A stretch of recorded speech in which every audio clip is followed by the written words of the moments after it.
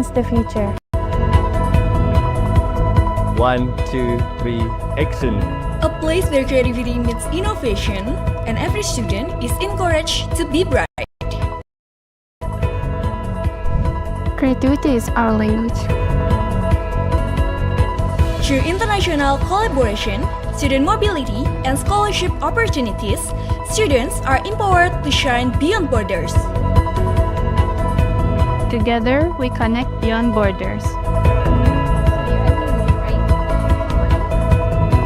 Leadership means inspiring others. Learning goes beyond theory. It becomes collaboration, creativity, and real-world experience. Innovation starts here. This is more than university journey. This is where future communicators become global change maker. We are future global communicators. Be bright, be global, be part of Communication Science Universitas Muhammadiyah Surakarta. Be bright with us.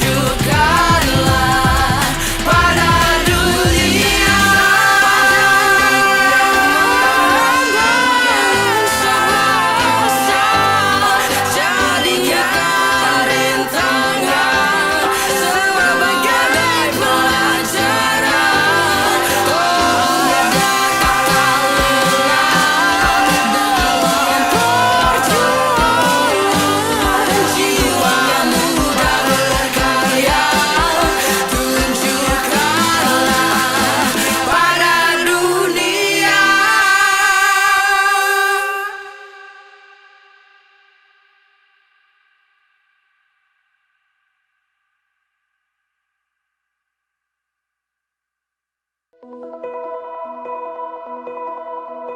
bright, be confident, be the future of global communication. Hi! We are ready to shine. Welcome to the International Communication class at Universitas Muhammadiyah, Surakarta. Alright, see you. This is where our journey begins.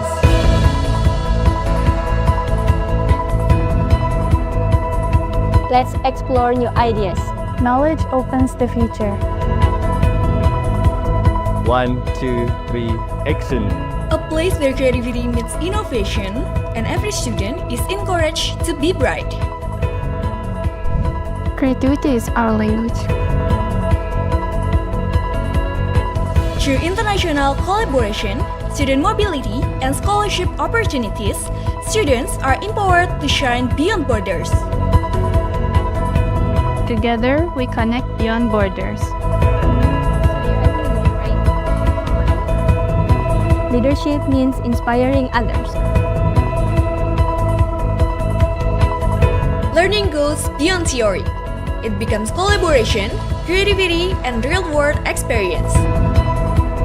Innovation starts here. This is more than university journey. This is where future communicators become global change maker. We are future global communicators. Be bright, be global, be part of Communication Science Universitas Muhammadiyah, Surakarta. Be bright with us.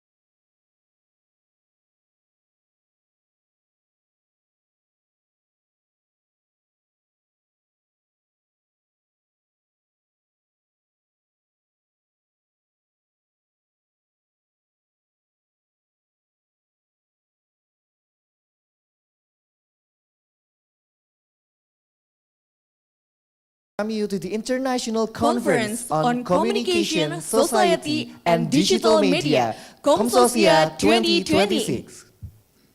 My name is Zaki Muhammad Rizwar. And I am Agdanisa Devanya Fasa. It is all pleasure to accompany you throughout today's conference.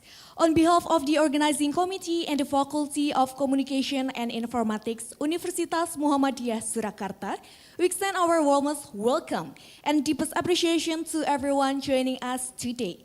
Whether you attending on-site or virtually, thank you for being part of this international academic gathering.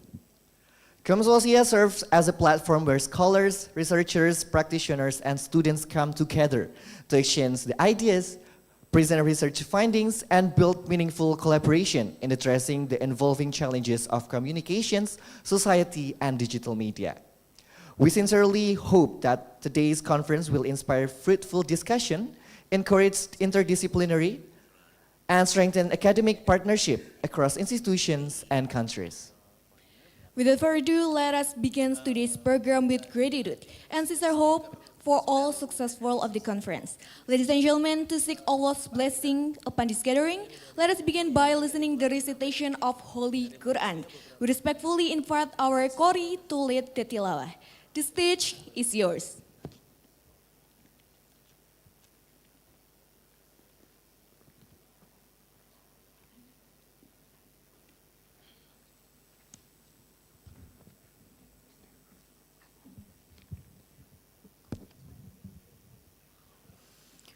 Assalamualaikum warahmatullahi wabarakatuh.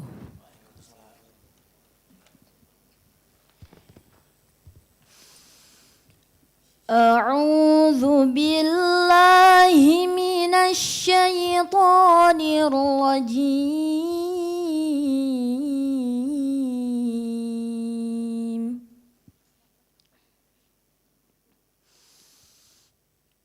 Bismillahirrahmanirrahim. Wa 'allama Adama al-asma'a kullaha thumma 'aradahum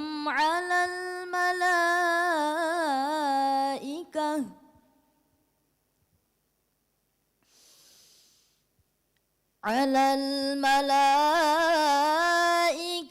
faqala anbi'uni bi asma'i haula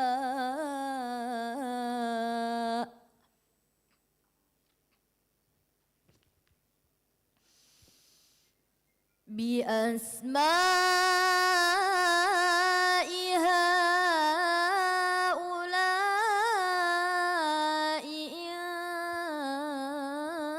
kuntum sadiqin.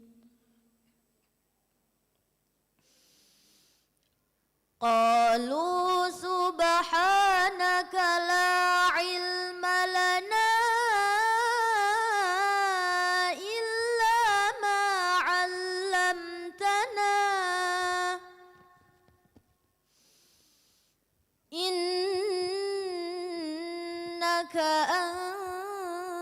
antal alimul hakim.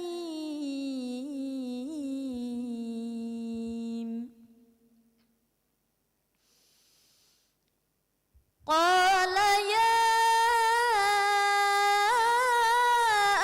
Adamu anbi'hum bi asma'ihim.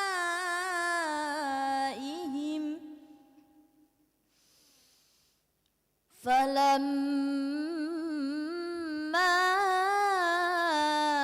anba'ahum bi asma'ihim,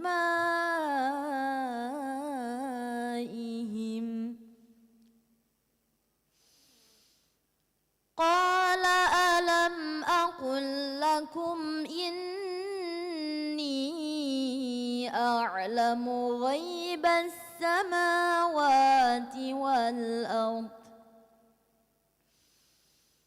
ghaibas samawati wal ardi wa a'lamu ma tubduna wa ma kuntum taktumun.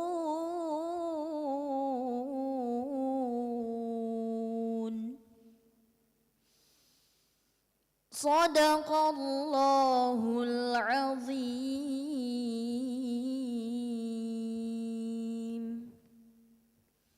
Wassalamualaikum warahmatullahi wabarakatuh. Thank you to our Qari for the beautiful recitation.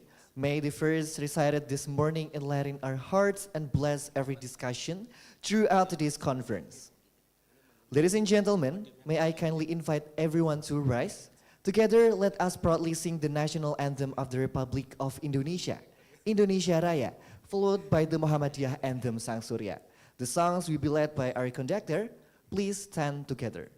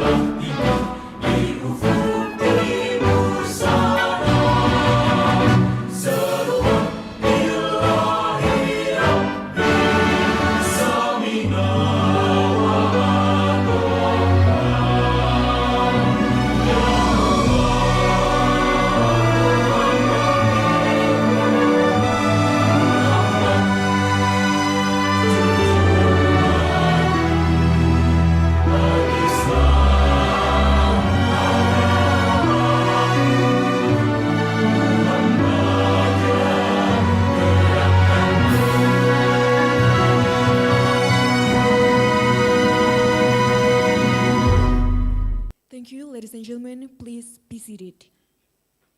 We shall now proceed to welcoming remarks. It is our distinct honor to invite the chairman of the organizing committee of COMSOCIA 2026, Dr. Andika Sanjaya, SECOM, MSE, to deliver his welcoming speech. Please welcome him with a warm round of applause. Now the stage is yours.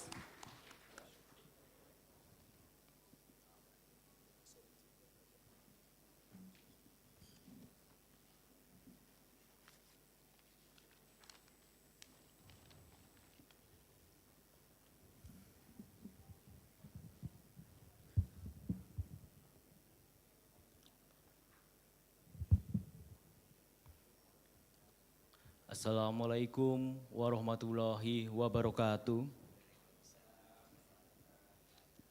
Good morning, everyone. Distinguished guests, keynote speaker, and all of friends. First, let us thank Allah Subhanahu wa Ta'ala for His blessing so we can gather here today. Peace and blessing be upon our Prophet Muhammad Sallallahu Alaihi Wasallam, who has guided us to knowledge and wisdom. On behalf of the committee, I'm very happy to welcome you all the International Conference on Communication, Society, and Digital Media, or we say COMSOCIA 2026, here in Surakarta.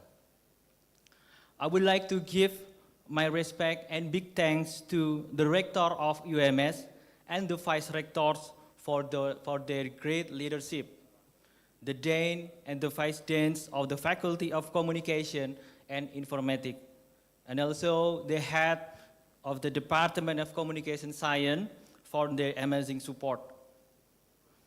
I also want to welcome our co-host, keynote speaker, reviewer, and all the special guests here today whom I cannot name one by one. Thank you for coming. Ladies and gentlemen, this year our theme is digital communication and social collaboration in contemporary issue. We all know the digital world is changing very fast. We see many challenges today, like political change, new digital economies, and online conflicts. As researcher and also a teacher, our job is not only to watch. We must help create online space that bring people together rather than divide them. To talk about this, we have 6 topics, including crisis communication, digital rules, and social interaction. We are very glad to have participants from all over the world, including Southeast Asia, Africa, and Europe.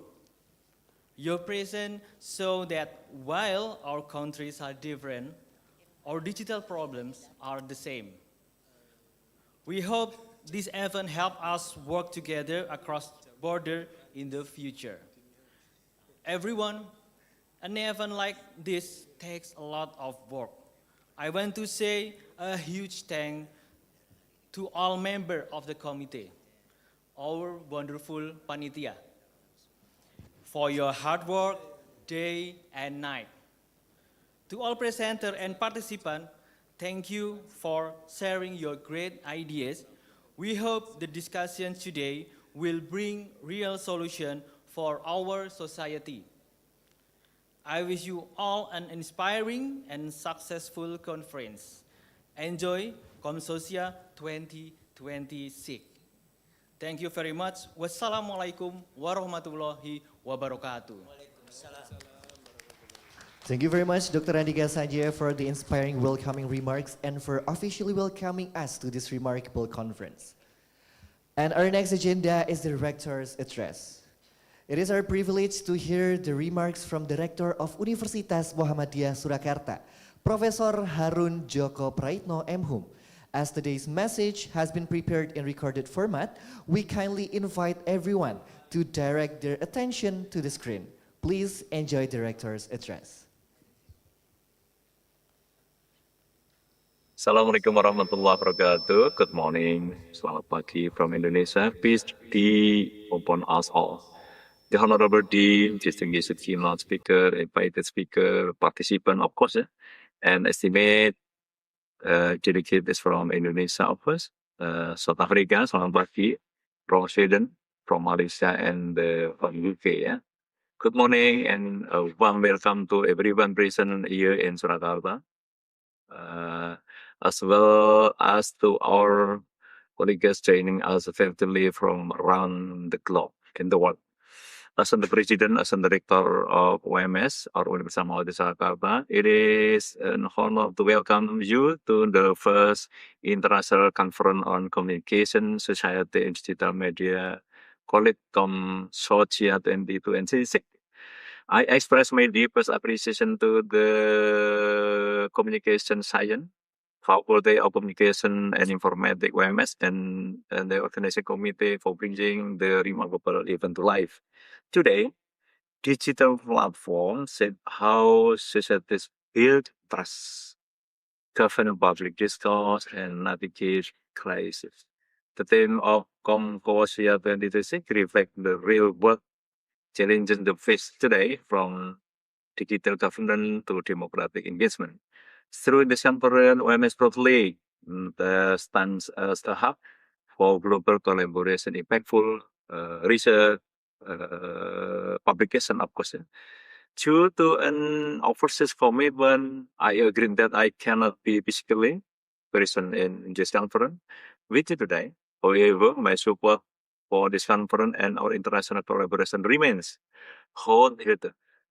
To officially open this event, I hope Mas Evan, Mas Pro Evan Susila, I have requested for to represent in this conference. Yeah. I wish you all highly productive and inspiring conference. Thank you so much, everybody. See you all for the next COMSOCIA 2027. Thank you so much. We'll be open together this conference COMSOCIA 2026 by basmalah together. Bismillahirrahmanirrahim. Semoga Allah meridai kita semuanya. Nasrul minal qarib. Wabashirul mu'minin. Assalamualaikum warahmatullahi wabarakatuh.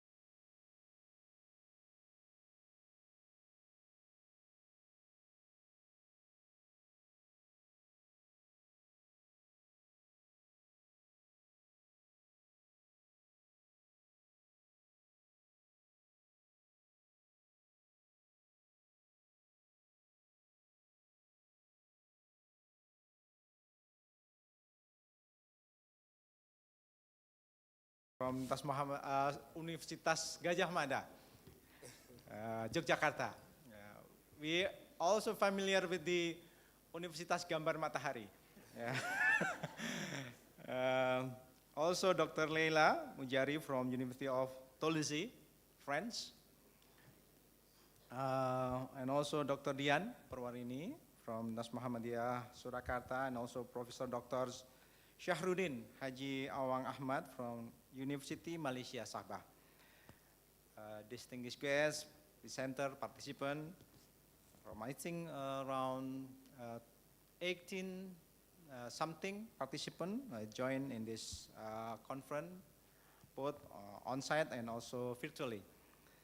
Ladies and gentlemen, with humility and gratitude to Allah Subhanahu wa Ta'ala, today we gather here and inaugurate a new academic milestone, because this is very first time,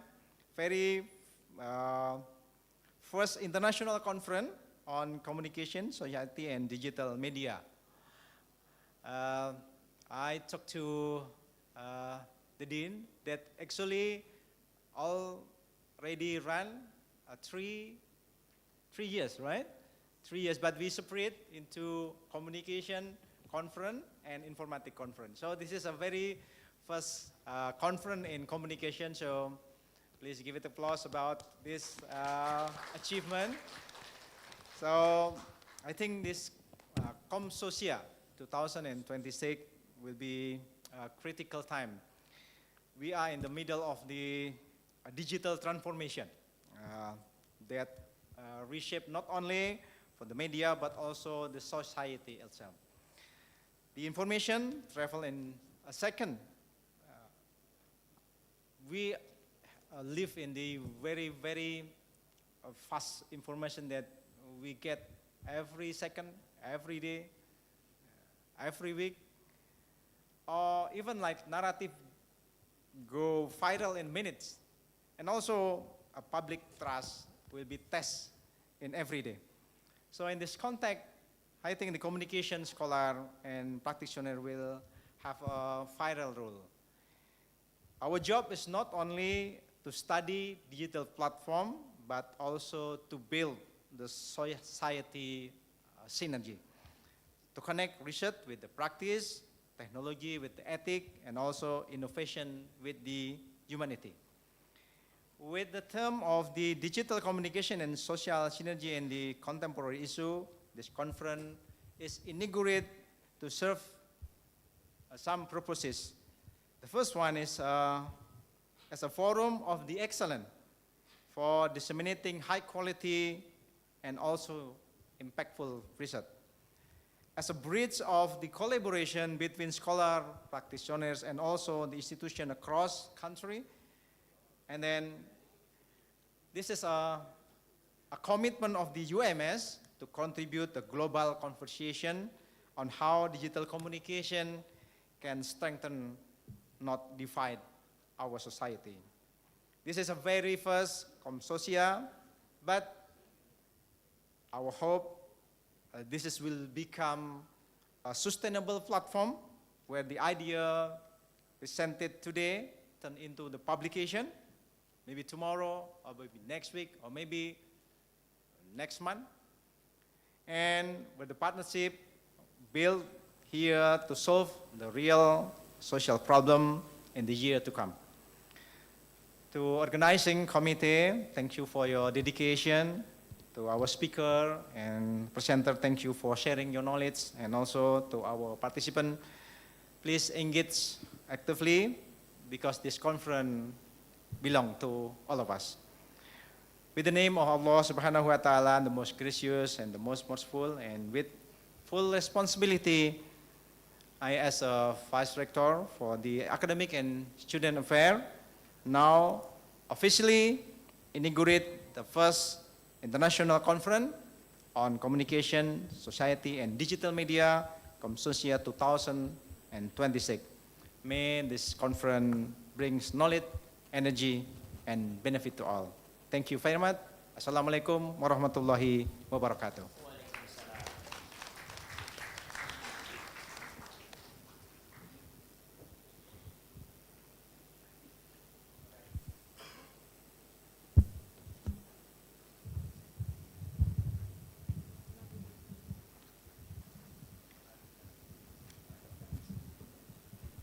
Okay, so we invite all to officially inaugurate the COMSOCIA 2026 together with the Prof. Ikhwan Susila in the front of the stage.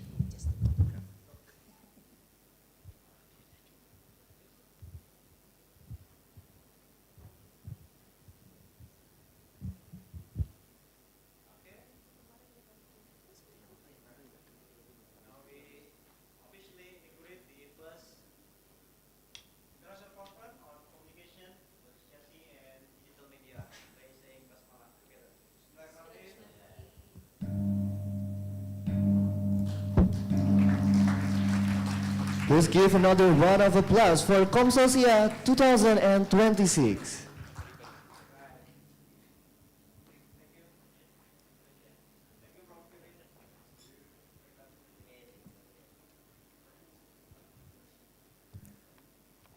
With the official inauguration now completed, the International Conference on Communication, Society and Digital Media, COMSOCIA 2026, is hereby officially open. Congratulations, and we wish everyone a productive and inspiring conference. Ladies and gentlemen, we have now arrived at the highlight of this morning programs, the plenary session. Today's plenary sessions bring together distinguished scholars and experts from Indonesia, South Africa, and Malaysia, who will share their perspective and research on current issues surrounding communication, society, and digital media. We sincerely hope that the discussion presented today will inspire meaningful dialogue, broaden our academic perspective, and encourage future international collaboration among researchers and practitioners. Ladies and gentlemen, to facilitate the plenary discussions, we are honored to have Mr. Yuda Wirawanda, SICOM MA, as our moderator. Mr. Yuda Wirawanda will guide the discussion and facilitate the interaction with our distinguished keynote speakers. Without further ado, we respectfully invite Mr. Yuda Wirawanda, SICOM MA, to take over the session. Now the floor is yours. Thank you very much. Assalamualaikum warahmatullahi wabarakatuh. Good morning, distinguished Rector, Vice Rector, Dean, and Vice Deans of the Faculty of Communication and Informatics, keynote speakers, respected academics and researchers, honorable guests, ladies and gentlemen. Alhamdulillah Rabbil Alamin, all praise is due to Allah Subhanahu wa Ta'ala, the most gracious and the most merciful, for his countless blessings and guidance which have enabled us to gather here today in good health and high spirits. May peace and blessings be upon our Prophet Muhammad Sallallahu Alaihi Wasallam, his family, his companions, and all those who follow his noble examples. We are delighted to gather here in Surakarta, a city rich in cultural heritage and intellectual spirits, to discuss one of the most important issues of our time, how digital communication shapes society and how social collaborations can be strengthened amidst rapid technological transformation. Today, we are privileged to learn from distinguished scholars from Indonesia and abroad. As communication scholars, researchers, students, and practitioners, we are witnessing rapid and robust transformations driven by digital platforms, artificial intelligence, and network communications technologies. These developments challenge us not only to understand technological change, but also to consider its social, cultural, and ethical implications. I believe our distinguished keynote speakers will provide valuable insights that help us navigate these contemporary issues. Therefore, please allow me to introduce our keynote speakers. For the first speakers, we are already familiar with him. I'm gonna read his CV. He is a distinguished scholar in the social and political science at Universitas Gadjah Mada. With decades of experience in academia, he has published numerous scholarly works focusing on the psychology of communication, public relations, and the sociological aspects of politics. while also actively serving as the executive board member for the Indonesian Independent Accreditation Agency for Social Sciences. His publications include a study on the discourse surrounding ethics violations by the Constitutional Court in Indonesian online media. Ladies and gentlemen, please welcome and I invite Dr. Sulhan to the stage and please give him a warm round of applause.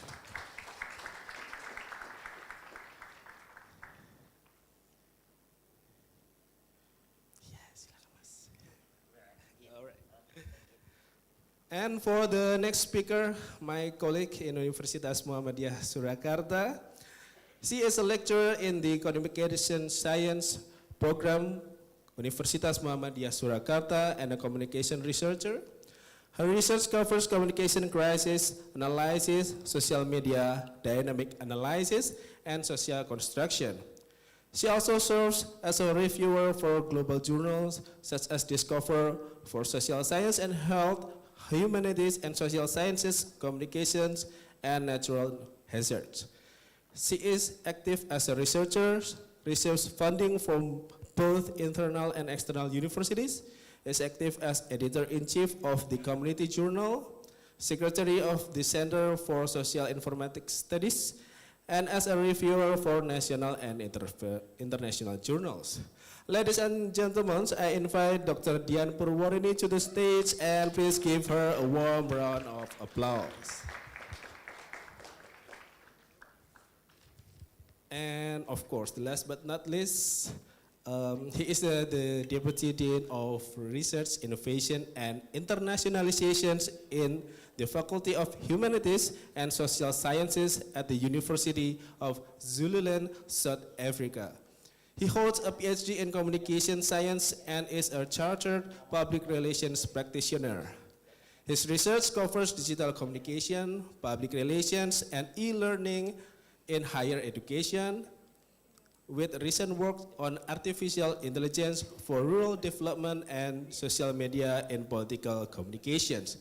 He currently serves as chief editor of Inkanisho, Journal of African Thought. Ladies and gentlemen, I invite Professor Naidu to the stage and please again give him a warm round of applause.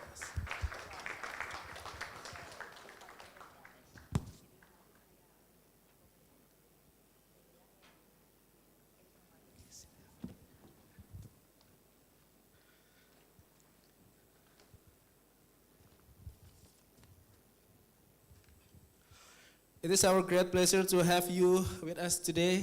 Thank you very much on behalf of the organizing committee and all participants. I would like to express our sincere appreciation and gratitude for your time, your presence, and your willingness to share your valuable perspectives with us today. We are looking to learn valuable knowledge, experience from all of you in your presentations. Ladies and gentlemen, once again, please welcome our speaker with a warm round of applause. So today we will discuss about the digital society, digital technology. Digital world is no longer merely a technological infrastructure. It has become a new social space that shapes collaborations, governance, identity, and public life. Personally, I like the term that Professor Naidu used on our guest lecture a couple days ago, robust. Yeah. So technology is robust. It illustrates the situations of digital technology in our day-to-day situations. I think we cannot escape with digital space and technology. In the spirit, we hope today's session will not only generate academic insights, but also contribute to building a healthier, more inclusive, and more collaborative digital ecosystem. So without further ado, I'm going to invite the first speaker. Let us begin our keynote session. It is my pleasure to invite Dr. Sulhan to deliver the keynote presentations. Dr. Sulhan, please, the floor is yours.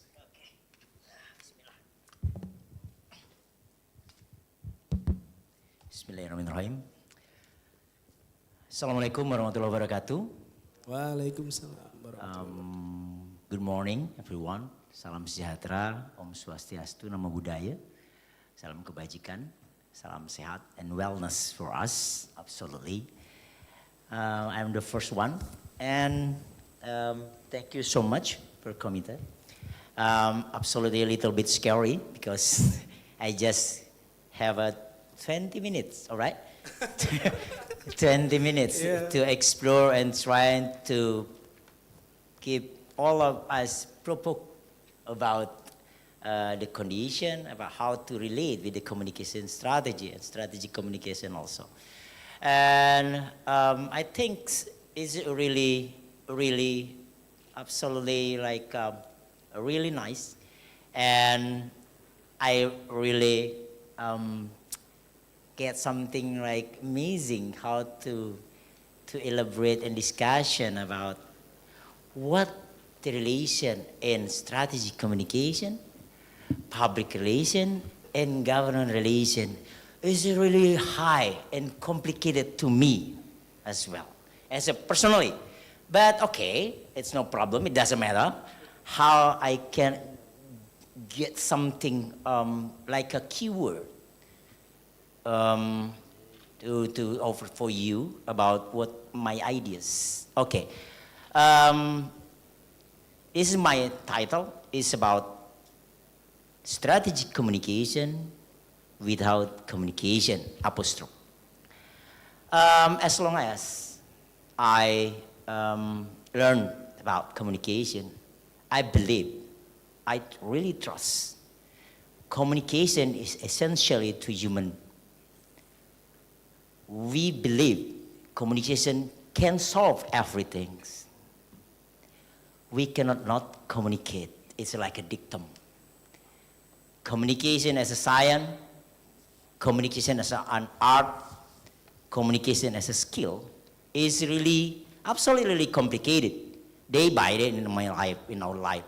But in my topic, I trying to elaborate and to mention about the problem if communication and strategic communication put in the business arena, put in the world of the business in Indonesia especially, and how the impact of the problem if we just want to know about strategic without communication itself. Okay, let's go. Starting. Next. Okay, this is my outline. It is just maybe 4 arena, but it's okay.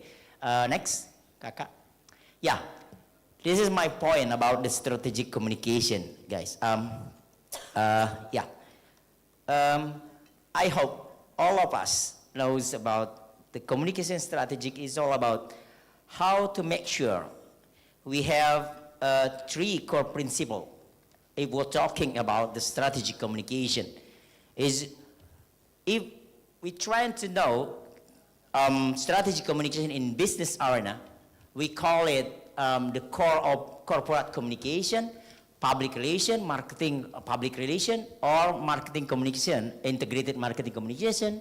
We know strategic communication is something, something core or something uniting, and we cannot separate the strategic communication for the whole things of the subject. What I'm trying to say, strategic communication is about messaging, identifying key audiences, and absolutely, the strategic communication have 3 core principles. The first one is goal-oriented. If we talk about strategic communication, we should know when the end of the game, what the goal-oriented. If you're going to get the profit, a big fat money, you should know what you want to be done.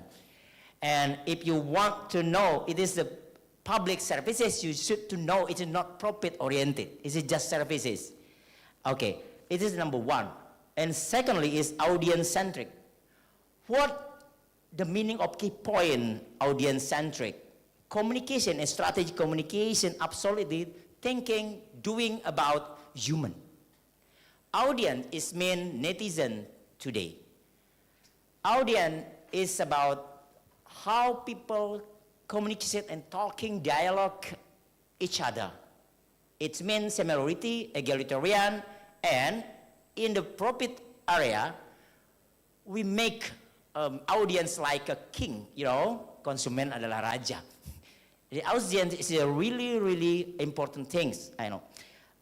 In the third point is about integrated. We cannot talking about strategic communication without integrated. Integrated like what? Integrated comes from, if you believe about communication model as a linear process, you start from the communicator and the end about effect and condition, the contextuality, how to influence the market, how to influence the communicant, okay? Next, but I trying to mention about the problem. If strategic communication we put in the public services arena, it doesn't matter, it's no problem.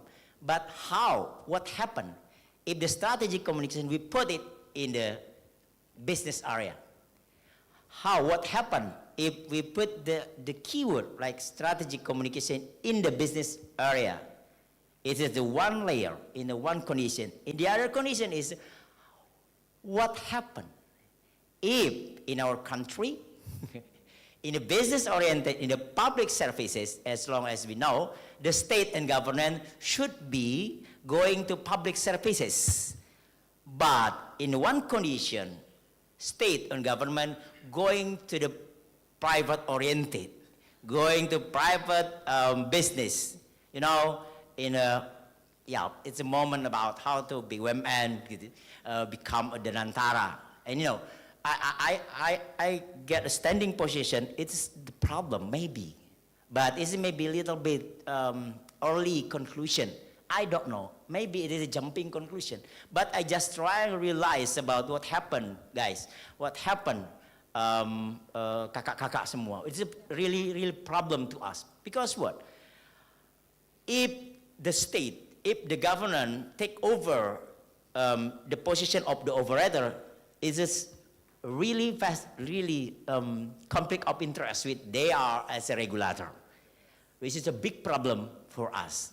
And I just put in the keyword about the strategic communication. If the state and government do something to profit oriented, maybe a little bit forget about what the public service is in this context. Next, this is why I believe it is really potential problem in the next state. Because what?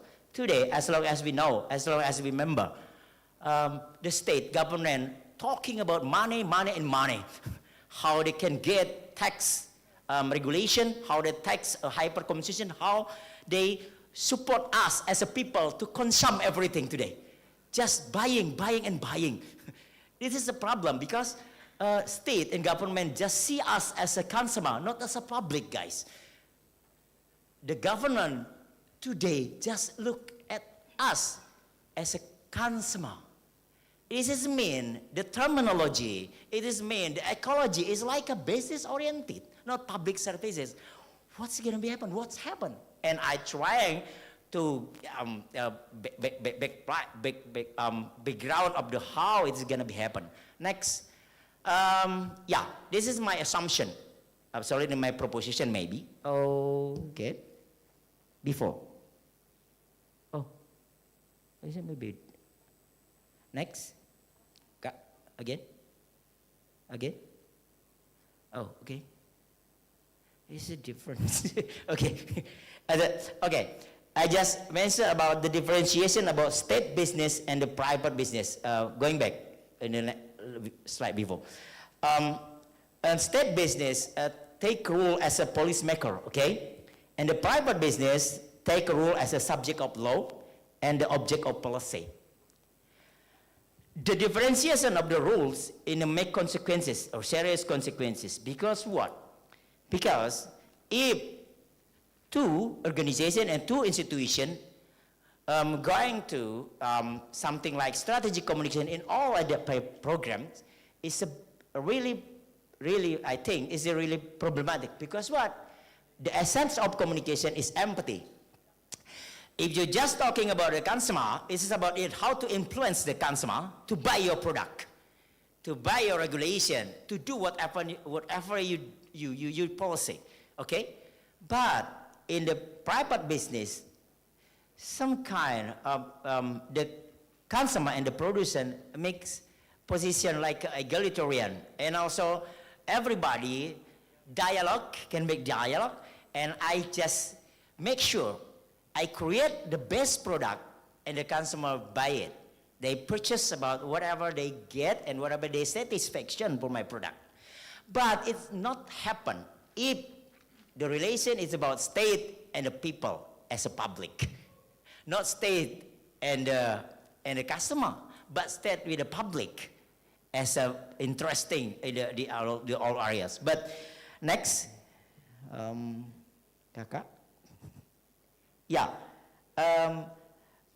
I'm really appreciate with the what the Condoleezza Rice thinking about the political risk in the business corporation.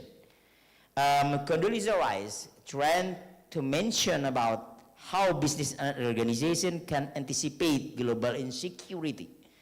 She mentioned about insecurity. What the meaning of insecurity in the business? Condoleezza Rice and the Prof. Ziegler just mentioned about intervention of the state and government in the business. It's a really problem because what? Because this is democracy, guys. It is liberal condition. It is not socialism condition. We are really different with the Chinese as a country. Chinese as a, I don't know, it is a republic or kingdom, I don't know. But in Indonesia, we are still on democracy. We still on a liberal perspective. It is about how liberal can get everybody has a similar and egalitarian position. If you're trying to get a business, you should, everybody egalitarian get the same position, trying to get something, and you can't reach in our country, but not like China. Okay, I think the problem is strategic communication will be trying to put it in the strategical business or the strategical how the state can control everything in our country is the different thing about the corporate value and the state value. Okay, this is the staging, how the communication take rules, how the communication take a control, how communication be a part of important point in our consideration, absolutely. And maybe as I trying to mention about how the strategic communication in corporate. For instance, the strategic communication in corporate stay in the priority of the customer. Corporate communication consists of the dissemination of information by a variety of specialists and generalized in an organization. Absolutely. The customer is number one in the corporate communication. Maybe the other stakeholder can get the point, but in the corporate communication, strategic communication, it's mean communication with the empathy. And the first one, you should know what the customer want and what the customer satisfied, and you should support it, and how to support the condition and how the product and the marketing concept, the others. Okay, but guys, konco-konco, if the state take over as a business operator, is a lose. Communication can be minimizing. Communication as a human condition, as a communication as a natural human, how they interact each other is really loose. But what I'm trying to say is, in China, we cannot communication in anything. Because it is socialism. But the problem is Indonesia trying to create system like a China. But what you see, if we look MBG, if we look SPPG, it's just about public services. No, it is about profit oriented. I just I just talking about fact. This is why in Anna Applebaum, in her book is really strategic, I think, it's a really important thing. She mentioned about the problem if the corporation, they spell it as a elitism, corporation with the state make rules and make rich for themselves, not to people. It's a problem to us. So next, Indonesia not like China. So next, next guy. Yes. So we have two conditions how the government use term strategic communication. I put in from the book, The New China's Playbook, from K.U. Jin. He mentioned about how the market economy disrupt with the major and market economy. Who is the major? Major is oligarchy. They have a control by power of the state to get a nickel import, to get a OMKM products import, whatever they can get and make a profit for themselves. In China, we call it hybrid economy, guys. But what we call it in Indonesia? Prabowonomic? I don't know. But the condition is really complicated. If we put the keyword strategic communication as well at that condition. Next. I believe communication is like a bridge. Communication, it can involve and accommodate everything, and can make dialogues in interaction. Because what? Because communication has essential value in that condition. What is, I mean? It is empathy. You feel the same thing like what they feel. It's an essential value in communication. If the strategic communication tools in the corporate communication, it's a matter. But in the state corporation, it doesn't matter. Why it doesn't matter? Because in a business by state, business by government, we cannot not really important thing about the communication as a totalitarianism. It's just about how to influence my people. How to make people just do whatever regulate I done.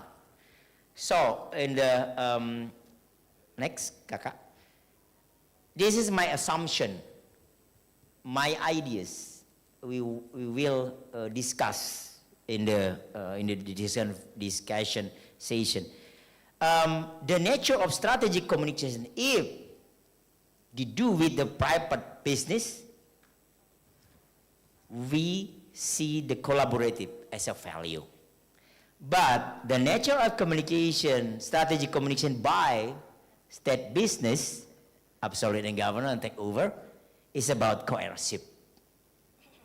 It is a really significant impact to the goal-oriented as a core principle in the strategic communication, audience-centric and integrated.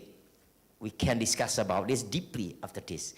The next one, I realize what the Condoleezza Rice said about government institution. Maybe our problem, our awareness start from the what government institution done in our country.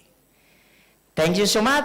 Wabillahi taufiq wal hidayah. Assalamualaikum warahmatullahi wabarakatuh. Waalaikumsalam warahmatullahi wabarakatuh. Okay, give applause to Dr. Sulhan that he already shared a thoughtful proposition about strategic communications, that we cannot separate this communication, the strategy with the subject and key audiences. And the most important thing that we must embrace the empathy. However, we need to consider about the different entities between the state and the private, that they will practice the communication differently. While the private tend to have the strategic communication as the collaborative ones, while the government or the states don't need really that. Yeah, so they just did a coercive communications.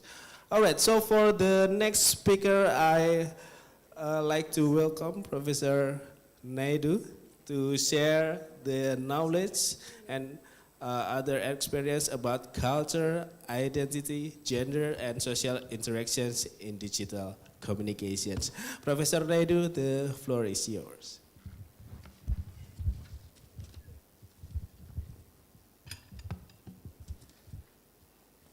Selamat pagi. I hope I got that right.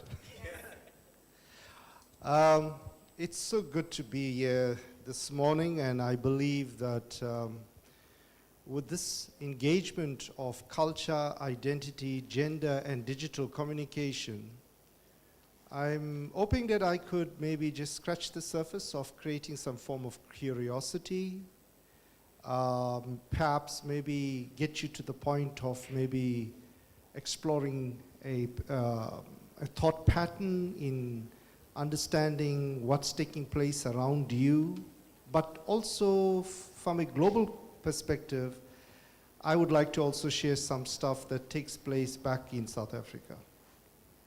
So, thank you for having me, and I think today what I would like to speak about is how we are experiencing digital communication, which has transformed in the way we communicate with one another. It has become so transformative that many of us probably think it is so great to have being born in such an age of technology that we seldom consider that we are becoming more distant than ever before rather than becoming closer.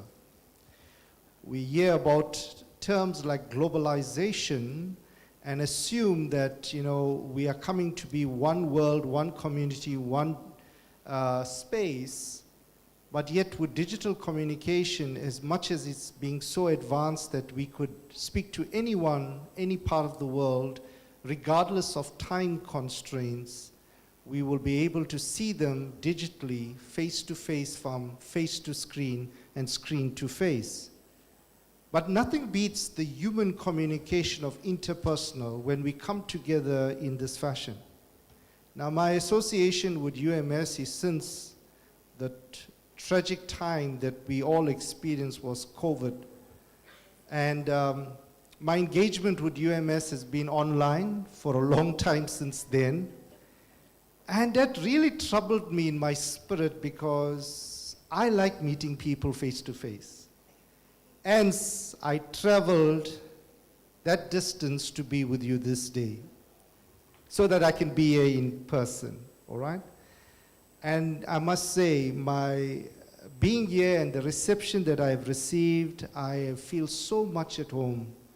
Maybe I should make this my second place of stay, you know? All right? So today we're going to just quickly look at, I was told I got about an hour given to me, and the moderator said, no, your hour is 20 minutes, all right? So let's try to see how far we can get. So both our countries, Indonesia and South Africa, has been colonized. And one common denominator of that colonization is being colonized by the Dutch. But South Africa is like maybe a little bit more advanced. We got colonized again by the English. So South Africa is a very beautiful country, regardless of what you may hear on the news outlets. Many of these things could be fabricated, but there are some troubled times, just of recent, where we found xenophobic attacks and Afrophobic attacks, where they want all African citizens who illegally came into the country to leave. And as tragic from a human perspective that is, but these are the realities. But these realities are manufactured. In a sense, when I say manufactured, is because it's sponsored. It becomes sponsored by certain agencies that we seldom see, and they operate in the shadows, and they stir up and charge up people to do certain things that can start to destabilize societies and communities. While South Africa has been facing apartheid for a long time, These are the nations from Africa really took care of most of our leaders and protected most of our leaders. And today we are a democratic society since 1994, and our first black president was President Nelson Mandela, and thereafter that, subsequently, we have different presidents, and currently our president is Cyril Ramaphosa.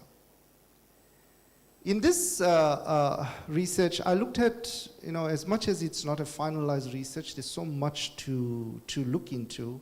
I looked at probably like about 60 to 62 peer-reviewed journals that articles that focuses on both Indonesia and South Africa and try to find out what's happening in culture, identity, and gender, especially in the social or digital social interaction. And I was told that my presenter will work, but it seems, let's try. Okay, great. Right. So, why Indonesia and South Africa? As I indicated and alluded earlier, we share the common things about the Dutch colonizing us. We also experience rapid digital adoption in our countries. And with all of that, we also face gender and cultural tension in our nations.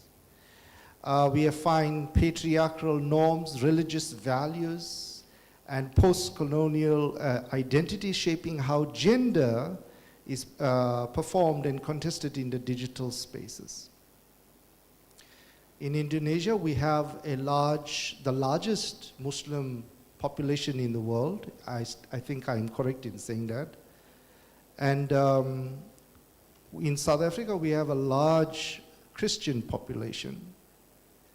But in South Africa, we are very embraceful of all culture and religions. And we live side by side.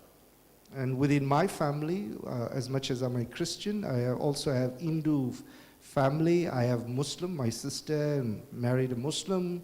We have a fantastic relationship. And so there's no such issues when it comes to our building up of the society.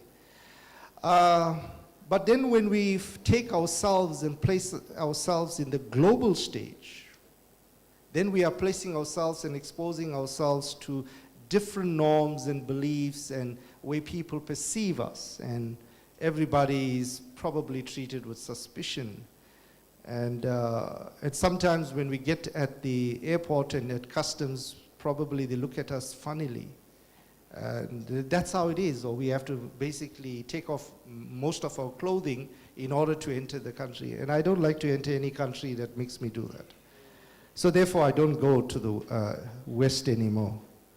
I love Asia, maybe because I'm an Indian, and my India president visited you all not shortly, just the other day, right? Yeah. So, but I think the reception and the cultural values that we possess as people from the East is far superior and different. We are more cultured compared to anyone else. Maybe in their perspectives, they are very culture-based, but from our perspectives, I think we share a lot of common cultural practices of respect of one another. And I think that is important for us to bear in mind when we look at this this elephant in the room that where we are being dominated by digital transformation, and perhaps it's such a great innovative advancement for human communication, but at the same time it can become a trap. And so we continue looking at how this talk that I want to talk about is guided by 3 research questions. And the first one is, how do users in a post-colonial digital context negotiate cultural identity, including traditional values, linguistic heritage, and a collective belonging through digital platforms? And then the second is about gender performance, and then the third speaks about structural barriers and digital agencies. So this talk that I want to frame it's also focusing on 5 integrated lenses. cultural hybridization, decolonial theory, digital performative, and the intersectionality and platform affordance theory.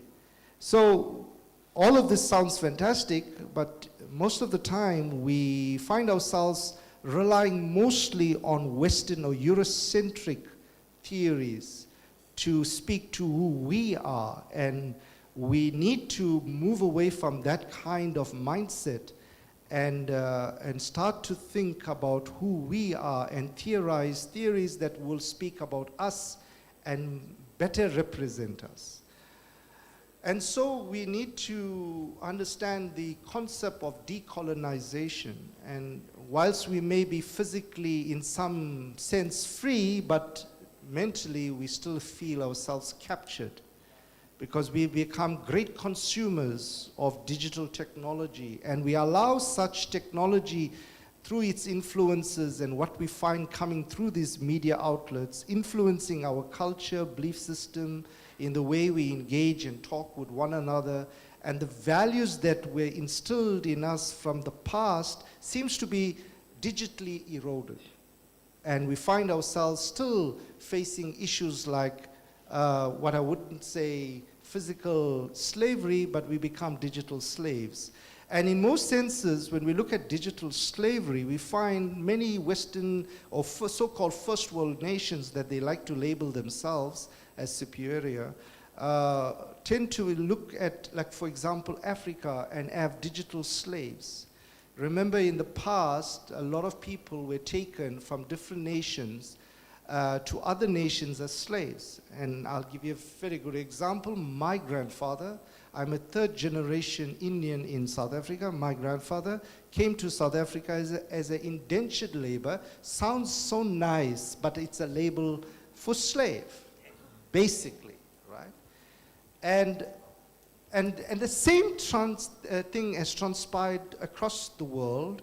And we find even, like, for example, when I've been to Malaysia a few times, and Malacca in particular, the Malay people from Malacca was taken to Cape Town, South Africa, where we have a very large Malay population there. But when we look at all of these things, these were physical transportation of people from one geographical space to the other. And yes, we have now made lives for ourselves, we have developed and we have contributed immensely to the nation building, example, South Africa. But what I want to try to impress upon you is to think about being digitally enslaved. Because there is something that we have, what we call a concept of digital, we say digital colonialism. And this concept that we find is obviously creating a digital divide, because as much as we find technology all over, but not everybody have equal access to it. We find that some will have access whilst others don't. And within South Africa, we find that there is many people have technology, but the digital divide there is not about access of information, but is access of technology. And for us to connect into the internet, it costs us a lot of money. We are one of the most expensive countries in the world. We pay for digital connectivity. If I had to just use myself as an example, personally, for me to stay connected, I spend something like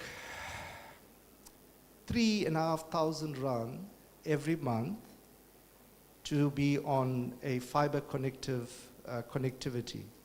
So in your sense, multiply that, I think, by 1,000, 3 million. Is that cheap, yeah? Okay. So it cost me 3 million. Wow. I pay in the millions, you know. Yeah, millions. So it's expensive. 3 million is expensive? Oh, okay. So I pay 3 million. But in my rands, it's like about 3,000 rands. And that's my personal bill to be connected. All right? So if you buy data or connectivity, it's expensive. So you see, we already, if you compare that to India, it's much cheaper to be connecting in India compared to in South Africa. So those are the kind of digital divides we find. And so, when we look at all of these challenges that between Indonesia and South Africa, we find cultural and religious challenges. We find misinformation. And we find also a digital inequality. We find, patriarchal barriers where females are second citizens, or in South Africa, let me just tell you how we are trying to balance equity. In my department, or my faculty, let's put it that way, I was sharing with your faculty that I'm the only male in the faculty leadership. So I'm the Deputy Dean for Research, Innovation, and Community Engagement, as well as internationalization. And the rest in that management circle are female. So I always say to them, I'm the rose among the thorns. And our vice chancellors are female. All right? So you can see we are turning the tide in those things. And the issue perhaps may differ in somewhat here, or perhaps they are similar. So we have this hybridization as an agency, but not a delusion, where Gen Zs, looking at traditional values, mutual cooperation, kingship with global digital culture. And in South Africa, we're looking at hip-hop and digital localizations. We find that they use these mediums and platforms to advocate. And then we find, like in Indonesia, we find social media festivals, and Sulawesi, if I'm pronouncing that correct, digital as cultural agencies, not just promotion. But in South Africa, we find TikTok and Instagram amplifying reed dance, Heritage Day, but reshape community meanings. And the list can continue, and you have, obviously in Indonesia, K-drama consumption, right? I think you're quite involved in that. And then we have code mixing, translanguaging, Bahasa and English. And in South Africa, we have isiZulu and Tutsi Tal, English code mixing, signals in group, township. And we find that these kind of things, it's not just done because it sounds good, but they are making a statement doing those things. And they're creating a way of communicating with one another. And so as time ticks on, and as we get to the latter part, so we look at algorithms as co-authors of agenda. Masculinity renegotiated. We look at women's digital agency. We're looking at algorithmic amplification and structural violence. All of these things affect both our nations, and this is largely propagated through digital medium. And these are some things that we need to pay attention to, because the things that we find on digital platforms try to erode our culture values and try to change who we are as a people, and forcing us to become people that are digitally slaved or digitally colonized by Eurocentric and Western ideologies. We want to be like them, because fact speaking, when the physical colonization took place, they denied us of speaking our own language or calling ourselves by names. They named us whatever they want to call us.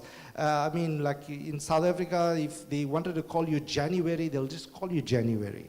And whatever came to their mind, they just named you. They had total disregard of your identity. They erode it. They change your name. They make sure your presence is eradicated. And now, through the digital means, the same thing is happening.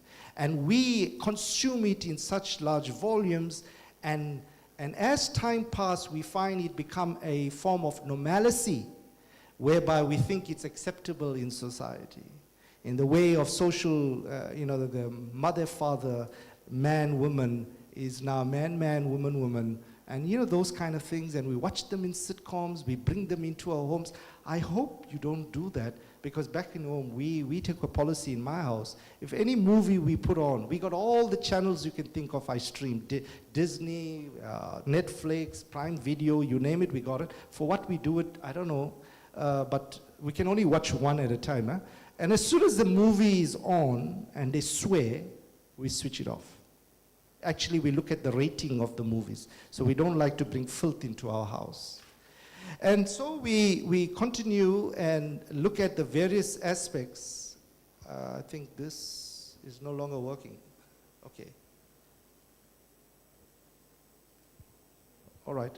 Okay. I think this thing is not working anymore.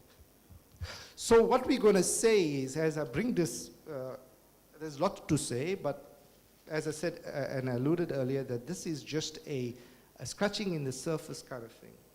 And I would like to bring this to more or less a conclusion, whereby I could say that, when we look at this whole process of where we are in gender identity, it's so important for us to understand how we use digital technology and the influences it has on our society. And you, as young minds, you need to advocate strongly to use technology and not allow technology to use you. You need to use technology to advance your critical thinking and not allow technology or certain things of digital media to influence you, because what is coming through those platforms and media outlets, they only want you to know what they want you to know. You need to become curious. You need to become an investigator. You need to ensure that you interrogate whatever is coming to you and have a balanced perspective. You must become critical thinkers, all right? So in conclusion, I would like to say the following. The digital age does not transcend the post-colonial condition, it reconfigures it. And we need to understand that we are a people that can make a difference. And I'm not advocating for us not to use digital technology and innovations. I'm saying use it, but use it for your benefit, not for the benefit of those who invent such things. And also we need to think out of that and become not consumers of these technologies, but we must become producers of such technologies. And I often say this, if you don't tell your story, well, somebody else will tell your story from their perspective. And that was happening for a long time through history. Our histories were told by Eurocentric perspectives, and we sat back and did nothing about it. So here we have technology that brings continents and places together. So we should use this opportunity to tell our side, tell the story correctly, so that our paths and algorithms will start to surface rather than Western ideologies and theories coming to the fore. Thank you. Okay, thank you very much. Give applause to Prof. Naidu that gave us a valuable global perspectives about the digital technology, about the post-colonial framework. He shared to us about how we as a customer are captured by algorithms and digital technology in general. So we need to develop our post-colonial framework that we talk and theorize about who we are, and we don't let the digital technology use us.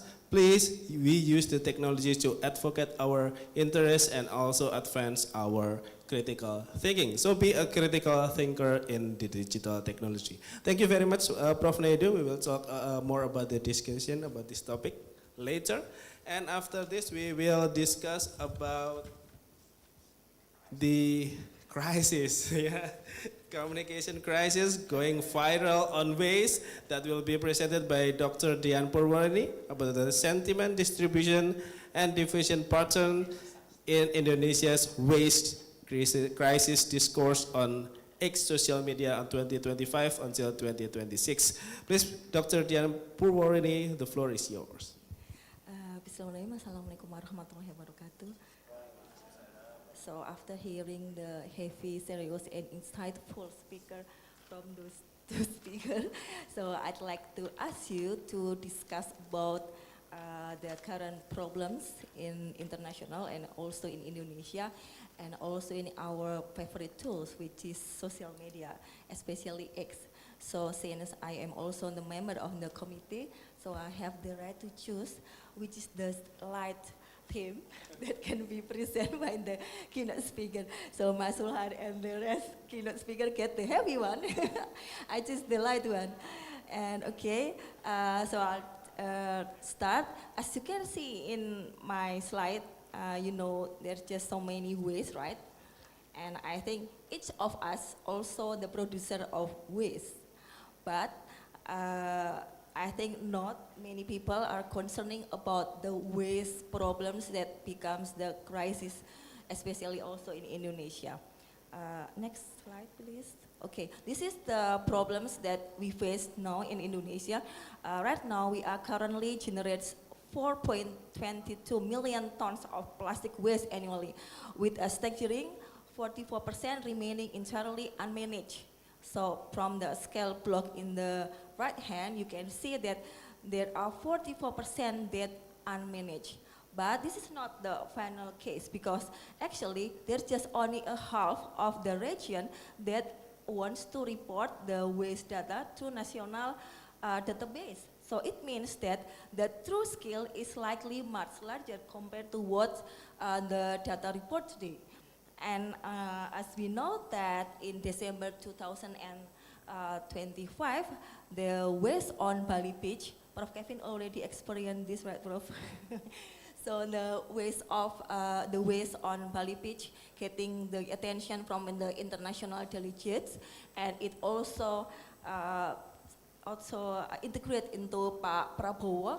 And in the early 2026, we see how the disaster occurred in Bandar Gebang. This is the landfill landslide, Prof, in Bogor, in West Java. And followed by criminal, and because of several acquisition from those points. So by this research, by those case, next please. Yeah, Pak Prabowo respond to the waste crisis in Indonesia by promoting the policy under the name ASRI Declaration. So the ASRI Declaration is not just a policy that proposed by the government in order to manage the waste crisis in Indonesia, but in the perspective of crisis communication, the ASRI Declaration is the response, the official of the government responses in response to the waste crisis in Indonesia. But ASRI Declaration is not enough, because in the crisis communication perspective, the policy is just only a half milestone to the final management. And ASRI serves as a framing mechanism in my study that we conducted using the sentiment analysis that I will explain later. The ASRI Declaration here can be used as a frame mechanism that attempt to redefine the waste crisis as a managed national disaster. So this is not just a policy, but the policy itself is only half of the story, but we also have to analyze how did the public react, not just in the offline environment, but how did the sentiment or how did the opinion shift according to the digital landscape. I use Force Viewer, and I take the data from Scopus AI, and we found out around 149 research in Scopus that conducted the issue on waste studies and dynamic crisis studies. So on the left one, we see in the cluster one, this is more study that concern on the public attention and policy dissemination, and then the right hand, it most focusing on the studies in the government public cascades, but unfortunately, less that discussed on the waste crisis. So from the map here in the post viewers, as you can see that unfortunately the line is not that clear. The crisis communication, which the blue line, is only activate with the social media. So the crisis communication that also related with the text mining, machine learning, and sentiment analysis is really conducted in the Scopus AI. So probably if you want to researching on this phenomena, I think it is quite huge the opportunity to be published in the Scopus Index. Okay, so next please. So I used the data collection I gathered it from the tweets X around 731, and I used 4 hashtags, Sampah Bali, Darurat Sampah, Gerakan Asri, and Sampah Prabowo. And then in order to measure the reliability, I used the Cohen Kappa that conducted by 2 students, Rehana and Mutia. They help us to defining the interpreter and the Cohen Kappa from the pre and post. It's already mentioned in the slide.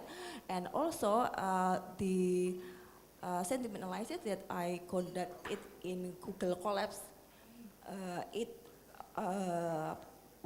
I combine and I compare between Rehana and also the model, which is the Roberta truth, in order to find out the accuracy about the model that I use, which is the Roberta. And there is a slight increasing between the announcement of the ASRI declaration and after the ASRI declaration. So it is about 78.46%. So actually the accuracy is not that high, but it is moderate.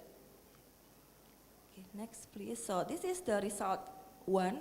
I compare the pre-ASRI declaration hashtag with the post-ASRI declaration hashtag. So the post-ASRI declaration consists of the 3 hashtags, which is Sampah Prabowo, Darurat Sampah, and also the Gerakan ASRI.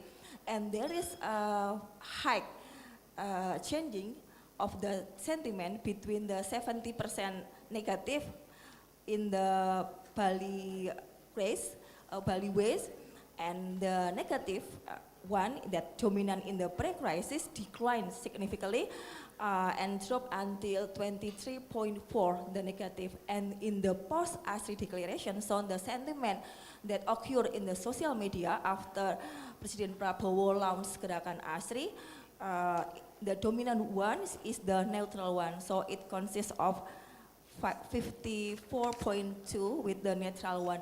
But it doesn't mean that the public accept and the public satisfied with the Gerakan ASRI.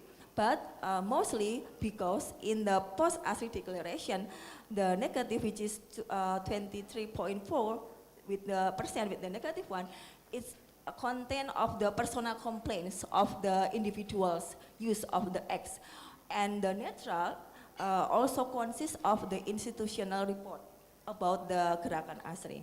And we also conduct the statistical analysis with the chi-square in order to test the difference between the pre-declaration and post-declaration. And yes, we find that there is a difference between the pre-declaration and also the post-declaration, with the number is 79.92%. So this is the neutral shift that reflects the institutional reporting, not the public satisfaction, like I've told you before. Yeah, this is the output of the sentiment analysis. In the pre-crisis, we can see that most tweet contains user complaints about the waste in Bali. It's occupy around 77%. But in the post-crisis, after the post-declaration uploads in the media and also in the offline world, then it declined up to the 23 with the neutral that dominant in this area. But again, this is not about public satisfaction, but this is about how the government can use certain accounts in order to launch Gerakan Asri. And I've also conducted the social network analysis by KP, and we find out that the account from Puspom TNI do help in spreading the Gerakan Asri.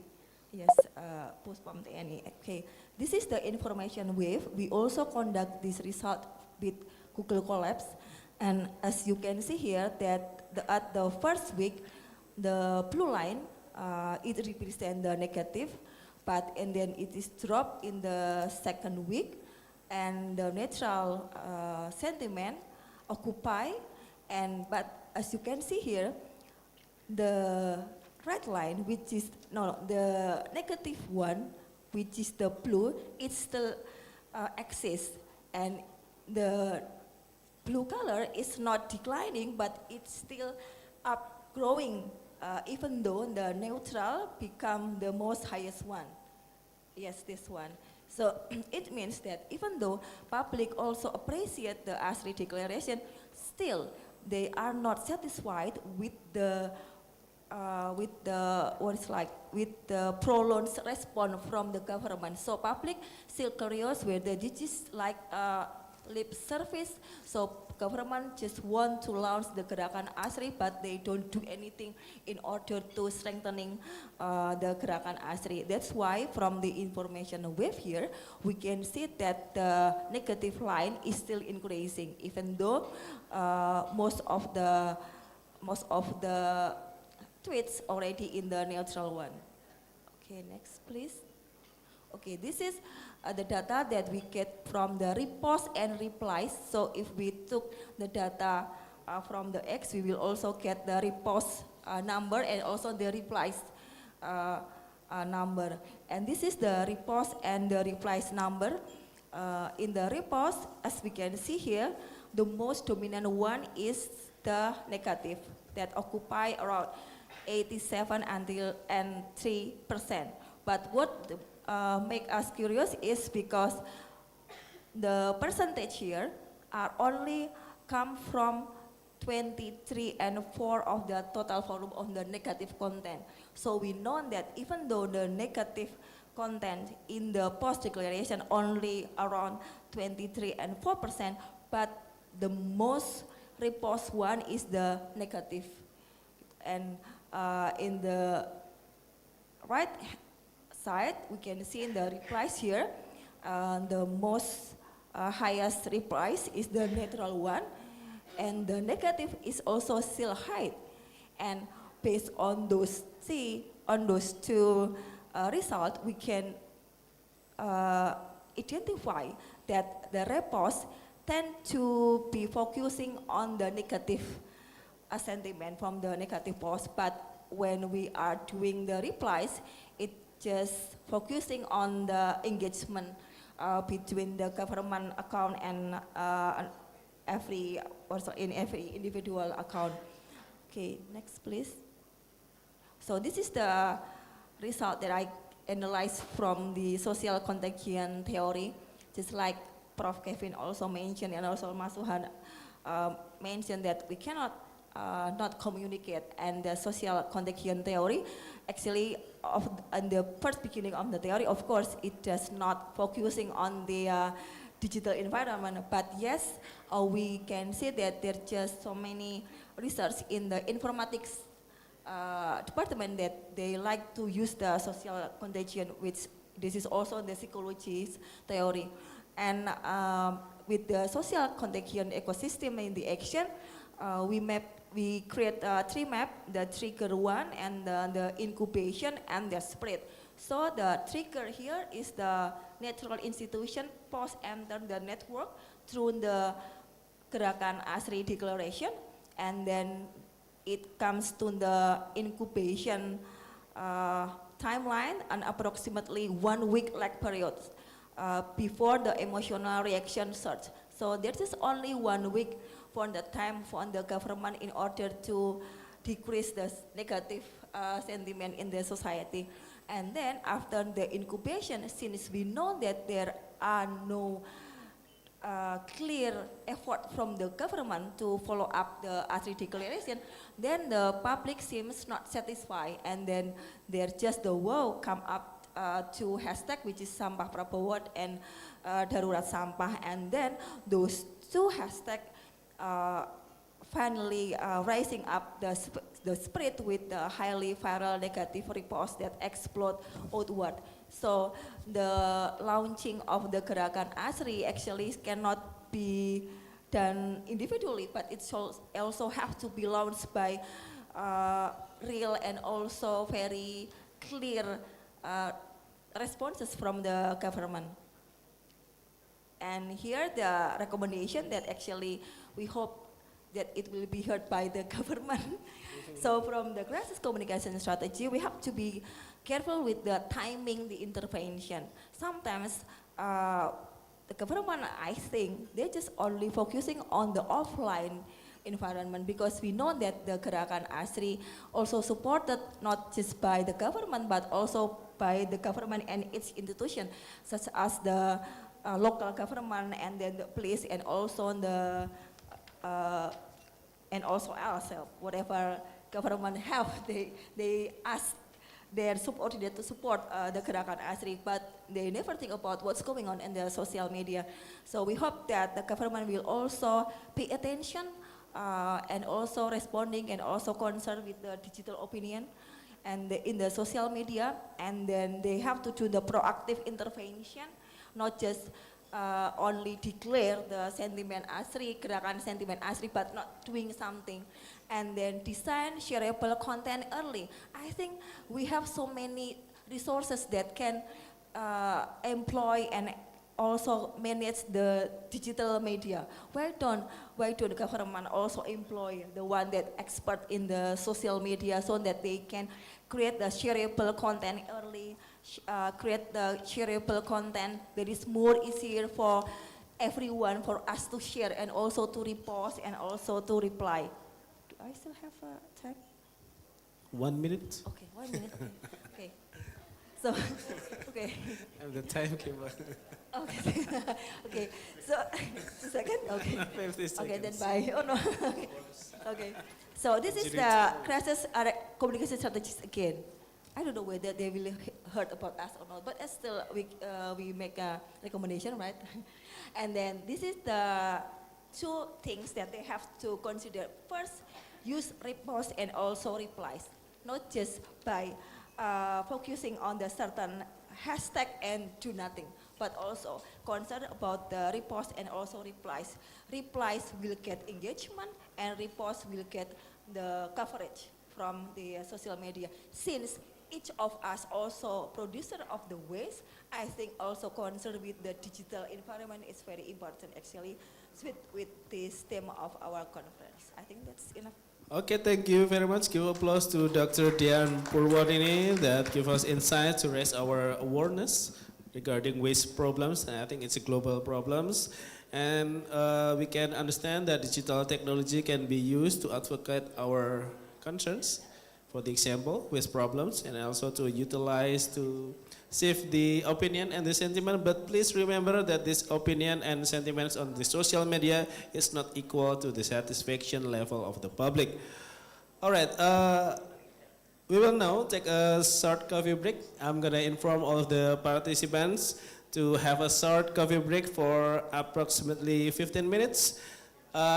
This is a great opportunity for you to enjoy some refreshments and perhaps continue have your conversations with fellow participants. And may I kindly remind that everyone that I hope that you will return to your seats in 15 minutes so we can start our next sessions, questions and answer sessions. So you will have the opportunity to engage directly to our keynote speakers over here. So we encourage you to prepare your questions during the break so that we can discuss it lively and enriching our discussion after the coffee break. So enjoy the coffee break and we look forward to seeing you all again shortly. 15 minutes from now. Thank you very much. I'm going to return to the MC. Yeah. 15 minutes. So,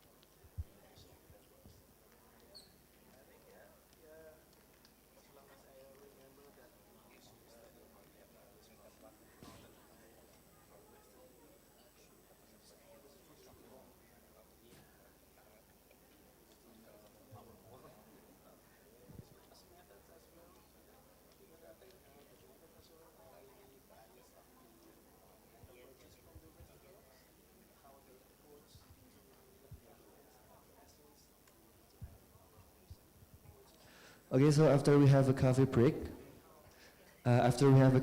we will have a Q&A session together with our keynote speakers. So for all the participants, especially for the online participants, you can ask in the Q&A sessions to the keynote speakers. And also for the coffee break session, we will fasten the times, the session to 10 minutes.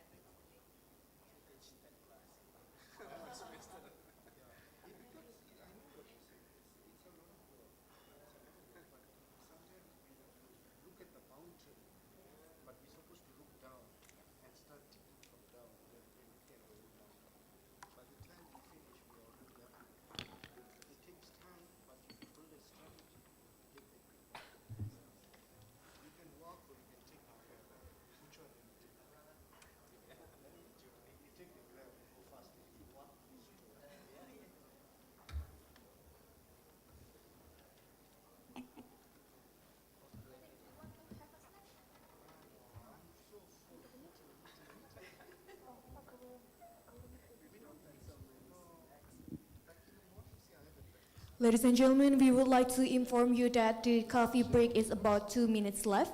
So we kindly request to all the participants to please return to your prospective seats. And we also kindly inform to the online participant that you can join the Q&A session by raising your hand. Thank you.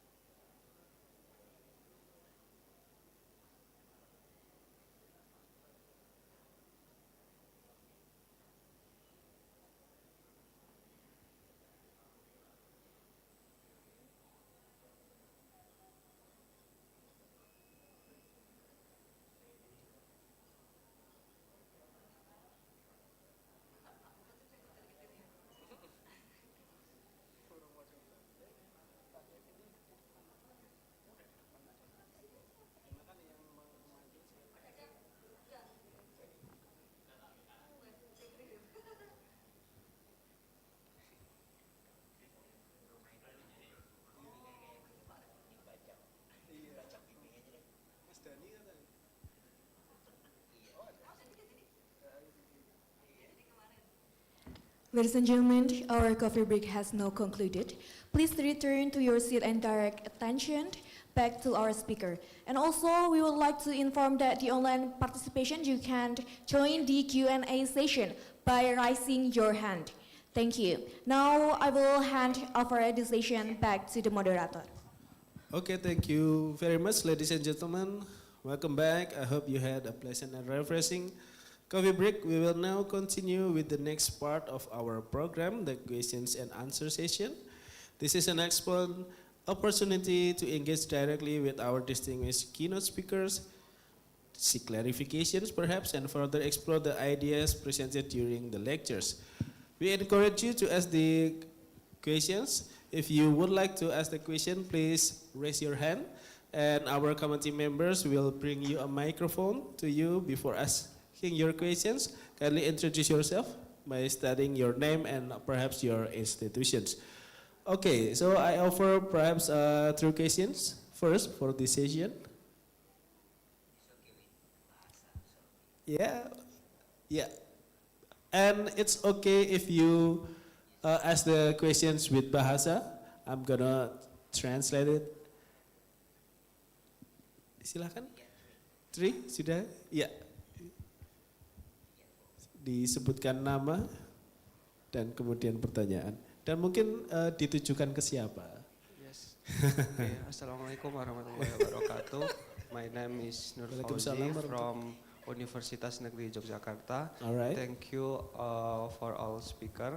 I want to ask to Dr. Dian. You showed that the 54.2% natural shift was mostly driven by government accounts, not public satisfaction. My question is, how do we know if this government framing actually solve the crisis and calm the public, or if it just flooded social media and crowd out real complaints? Thank you. All right, thank you very much. The first questions for Dr. Dian Purworini about the logic on the social media and digital space. How do we really know about when or whether the government really solve the crisis, or whether it's just the consumption on the social media or the discourse on the social media? Mungkin langsung, ya langsung dulu mungkin. I'll collect first. Okay. And the second questions, please. Check. Okay. Can I sit or should I stand up? Please stand up. Okay. Thank you. Good morning, everyone. My name is Jadid. I'm from King's College London. I'm interested to extend the discussion from Prof. Naidu about the post-colonialism. So as we know, the essential from the colonialism and imperialism is about the extractions from predominantly the global south. After the World War, the logic is still the same. There are central governance and also the peripheral, especially global south. And when we are talking about the digital, I think the essence of the colonialism or extraction is still the same. Most of us is rely on the infrastructure and also the power from the global north as the infrastructure of the digital and internet. So my question is, in this era, we need to compete to produce a best practice in digital and AI. However, much more we are giving our data to global north, much more they know about us, and much more we are depends on, which is it will be exacerbate the current asymmetry of power. So what do you think about that? And could government from the global south is and formulate the regulation that could in turn is decreasing the asymmetry of powers? I think that's my question, Professor Naidu. Thank you. All right, so the second questions talk more about the post-colonial framework that we understand the unequal influence between the global north and the global south that especially in the technology of digital like AI, we really rely on the infrastructure and the power from the north, especially in the political economy, how we can solve this inequality. And also could the government involve in this kind of situations. All right, the third questions, please. Okay, thank you for the opportunity.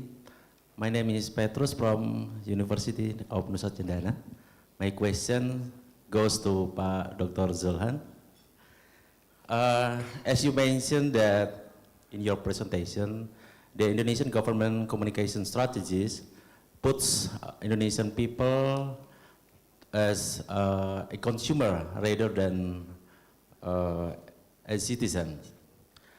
So my question is, how do you see the growing tendency of contemporary political communication to frame the public as consumer rather than good citizens? And what does this imply for the future of democracy? And the second one, what concrete roles can digital communication and for us as academic institutions play roles in restoring citizens' agency and fostering meaningful democratic participation instead of passive political consumption? Thank you. All right, so the third question for Dr. Zulhan about how the perceptions, like how the government see people as a customer, not as citizens, and its tendency for the future of democracy, and also the concrete roles of digital communications to these situations.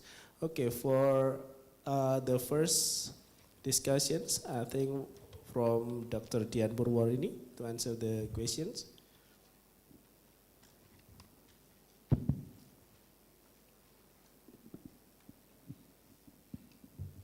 Okay, thank you for the question.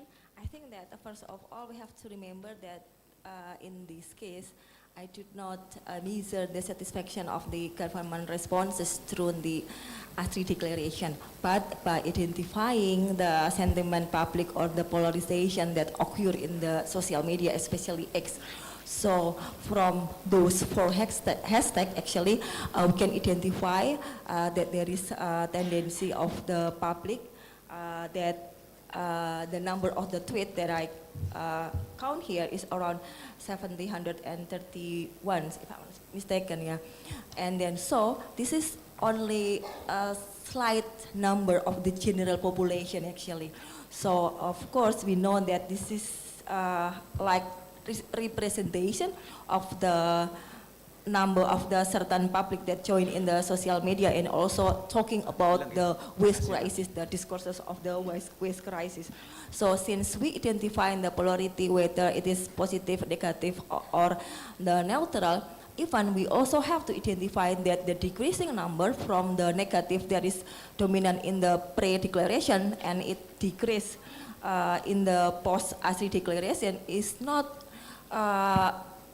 always become the guarantee of the satisfaction, but it is also because there is a coming new hashtag which is the ASRI declaration, and in the tweet and in the what's like word map or word cloud, yeah, if we use it in the social network analysis, the most dominant words is not about the satisfaction that written in the most dominant word, but this is only like the official or the institutional information. So this is the first analysis, and then the second, the condition that occurs in the society itself reflect that the repost and also the reply can be used to measure about the tendency whether the public like or satisfied with the government responses. It not accurately measure, yeah, because if you want to measure the satisfaction, then we have to use the regression or the path analysis. But by representing the tweet here, we can state that when the public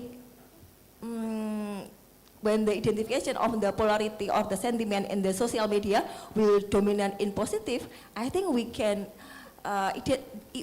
what's like represent, yeah, that 70%, because the accuracy of these tools is 70%, yeah. Based on the 70% of the accuracy of these Roberta tools, we can mention that public might be satisfied with the government responses. But back again, since waste crisis is a sticky crisis or a prolonged crisis, so I think that the government has to also manage the continuity of the policy, not just what is like campaigning the ASRI declaration but not doing anything. So I think the rising of the two hashtag, which is the Darurat Sampah and Sampah Prabowo, also represent the curiosity and also the probably regret from the public about the waste crisis in Indonesia. All right, so we can use this data to see the response, but of course it's the surface. We cannot see this as the satisfaction level, something like that. All right, for the next questions, Prof. Naidu, perhaps you can share with us about the relation between Global North and Global South regarding this issue. Okay, I'll try.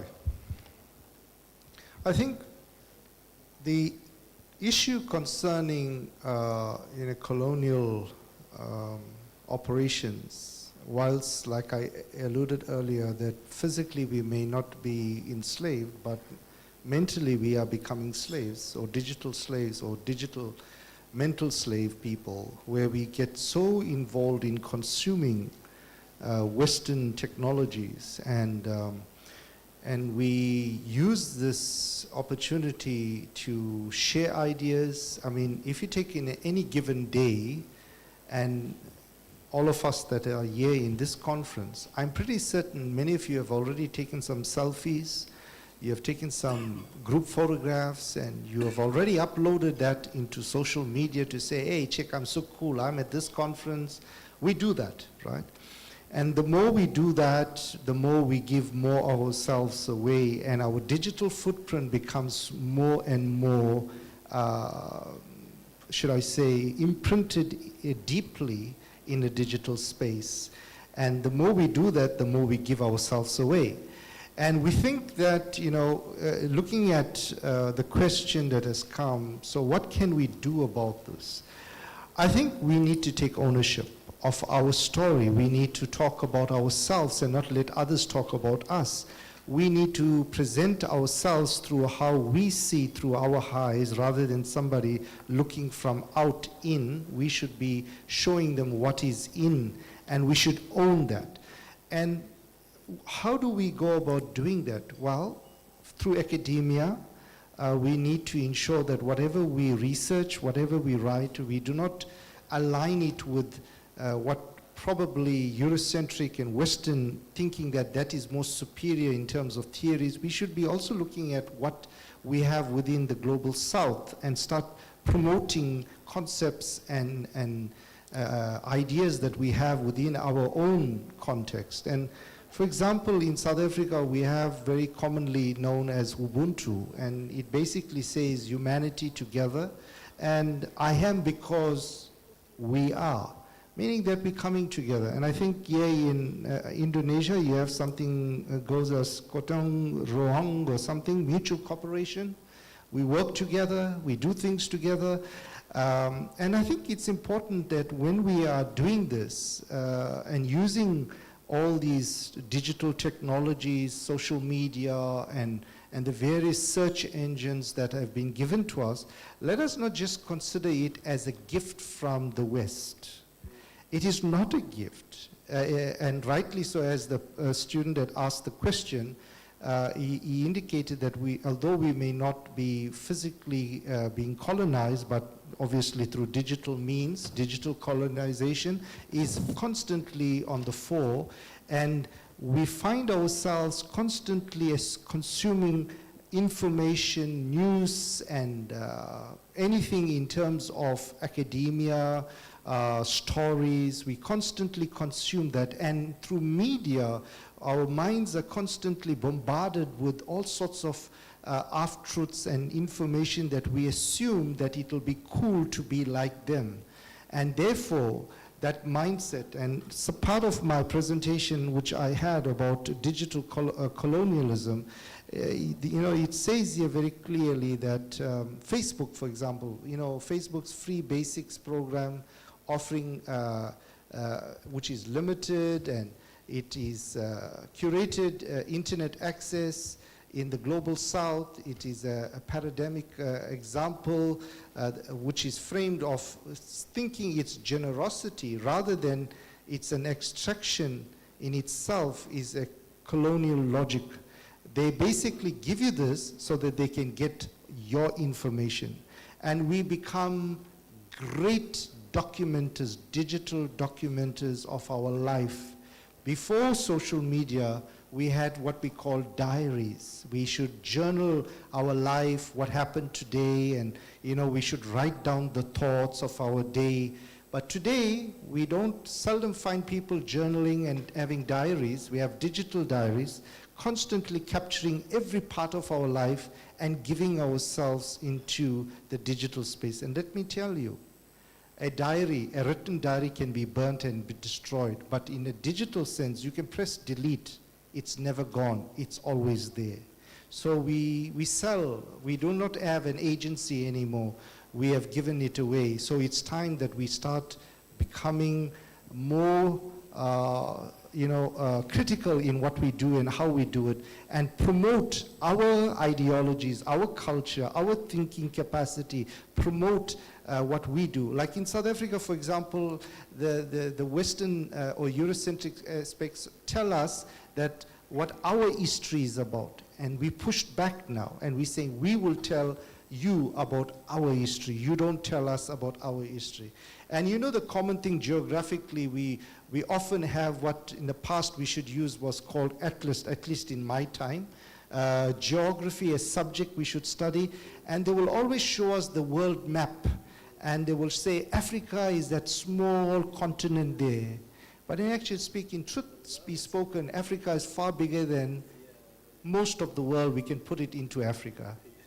So that's how they try to capture our mind. And today they use it through digital technology to capture us. Thank you. All right, thank you very much, Prof. Nedo, for the answer that we need to take the authorship and the ownership of ourselves. And we need to start as the academic to start using theories and concepts that in line with ourselves, not to use any theories that methods from the Western or the Europe. Okay, the next questions for Dr. Sulhan about the future of our democracy. This is the High question. Thank you so much, Mas Petrus Nusa Cendana. I think it's a really great question because this is the fundamental answering.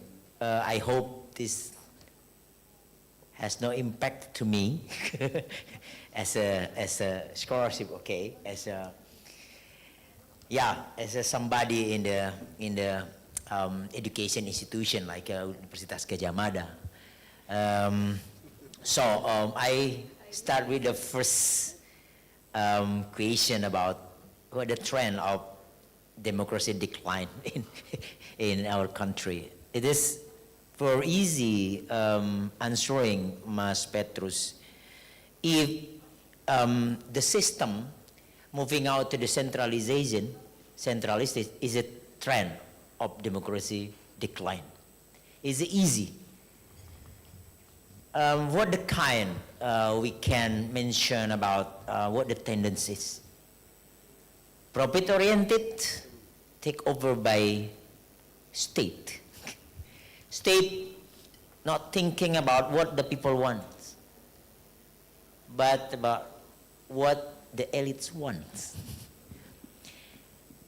This is what I say about the inner circle.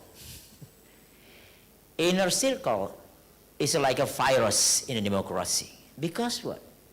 The fundamental concept of democracy is everything is about from, with, and for citizen. All about citizen. What Habermas said about public spheres, about discourse, about what the imagination about civilization is about people. What the people want. It's democracy. State and the government just tools, just a way of how we can get something more than today. Maybe if we just thinking democracy is just a way or tools like a bridge to get something more as an end game like welfare, okay, fine. But, okay, please mention it first. Change it first. You cannot doing everything like communism instead of. You cannot mention about what you do as a democratic, as a republic. But the essential is a communism. It's a naive, absolutely. And today we find out the phenomena, whatever we can see in the social media. Mas Petrus, this is a really, really serious problem. Because what? This is about ism. Please change the foundation of nation first. If we just see the democracy as a tool, it doesn't matter, it's okay. But be careful. Be careful. Because if we changing the fundamental concept of the nation, it's mean we're going to moving out from the equality before the rule for everyone. Democracy is mean equality before the rule, not about law. It is about rules. Nobody has power relation. Nobody can get privilege more than others. Nobody. It's mean I talking about system, not personal, not community, not group, especially political party. Okay, I think if we start from the stratification by quality and expertise, the democracy can get it. Kita sayang dengan demokrasi. Jangan hancurin dia. Don't break down for democracy. It is the answer for the first question.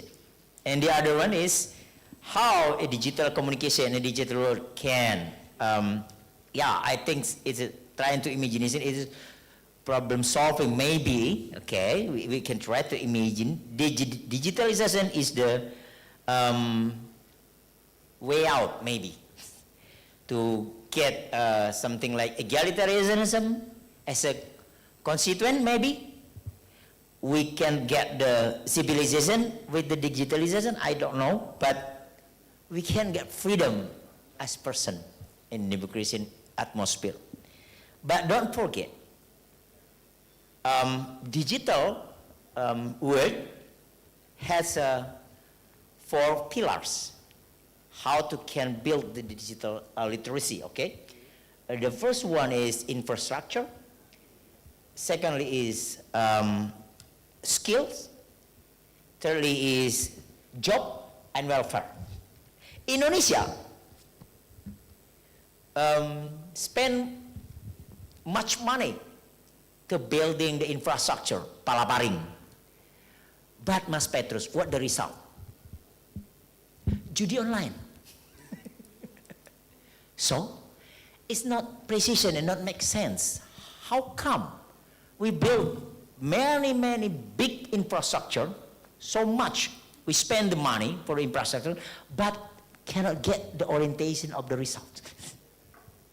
Absolutely, we can moving around to the skill in the digital online, absolutely.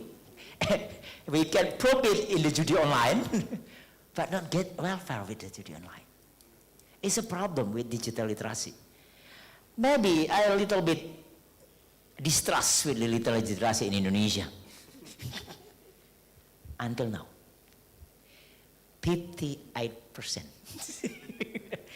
Okay, I think what we can do with this condition, Mas Petrus, what I try to say, be criticizing everything. Be criticizing everything. Please. Please, creative to find out something wrong for one of us. And this is a way of, as a fighter, don't be silent. I think this. Thank you. Okay, Good. thank you very much, Dr. Sulhan. So democracy, it's about what the people want. So we need to take a look again about the systems and the foundations of the states to consider about the future of our democracy. And about the digitalization, it's perhaps a way out, a tools maybe that we can use to have our freedom, but we need to also consider about digital literacy that we need to evolve at least 4 pillars: infrastructure, skills, job, and welfare. So we have another question from our participants in Zoom meeting. Yeah. So give Hi, a chance. am I audible? Yeah. Okay, cool. We can I hope hear you can. Yeah, I hope you can hear me clearly. Sorry. So, hi, my name is Paz. I'm from UGM actually, but right now I'm in Jakarta.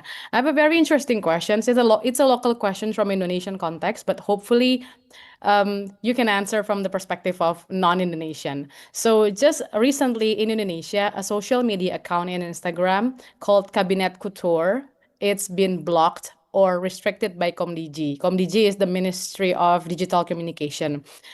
This account is analyzing and exposing and documenting the luxury fashion wear and accessories worn by government officials like ministers, anggota dewan, and it's become restricted now that audience from Indonesia cannot see this content.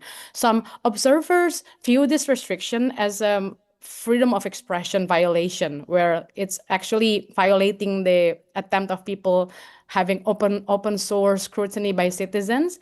And it looks like they're just making fun of how the government is being very luxury on their lifestyle. Meanwhile, Indonesian situation economically is not that good. So it was quite a parody account where personally, I think it's quite entertainment to see how our ministers are wearing very expensive watch, expensive clothes, expensive bags, and so on. But lately, now the Komdigi has been restricting the account, so we cannot see that that content anymore. Well, others might have argued that the governments have responsibility to limit this kind of content that maybe they perceive this content is not relevant. It is disruptive and it might be annoying and triggering some people to become very negative and having negative perception of the government, which they already have a bad image of the government. However, I would like to know, from your perspective, where should democracies draw the line in this sense between protecting the freedom of expression and protecting institutional legitimacy in the age of OSINT, or as we know, open source intelligence, where everyone can see everyone, and digital vigilance? Because it seems like something that's supposed to be fun and supposed to be informative, but the government look at it the other way around and looking at it as a threat. So I would like to know your opinion. Thank you. Opinion, okay, from three of our speakers, yeah. So Prof. Naidu, it's an account, yeah, that shows about the show up of the government staff. Yeah, you're very clever. So you put me, and so you all can look good. All right.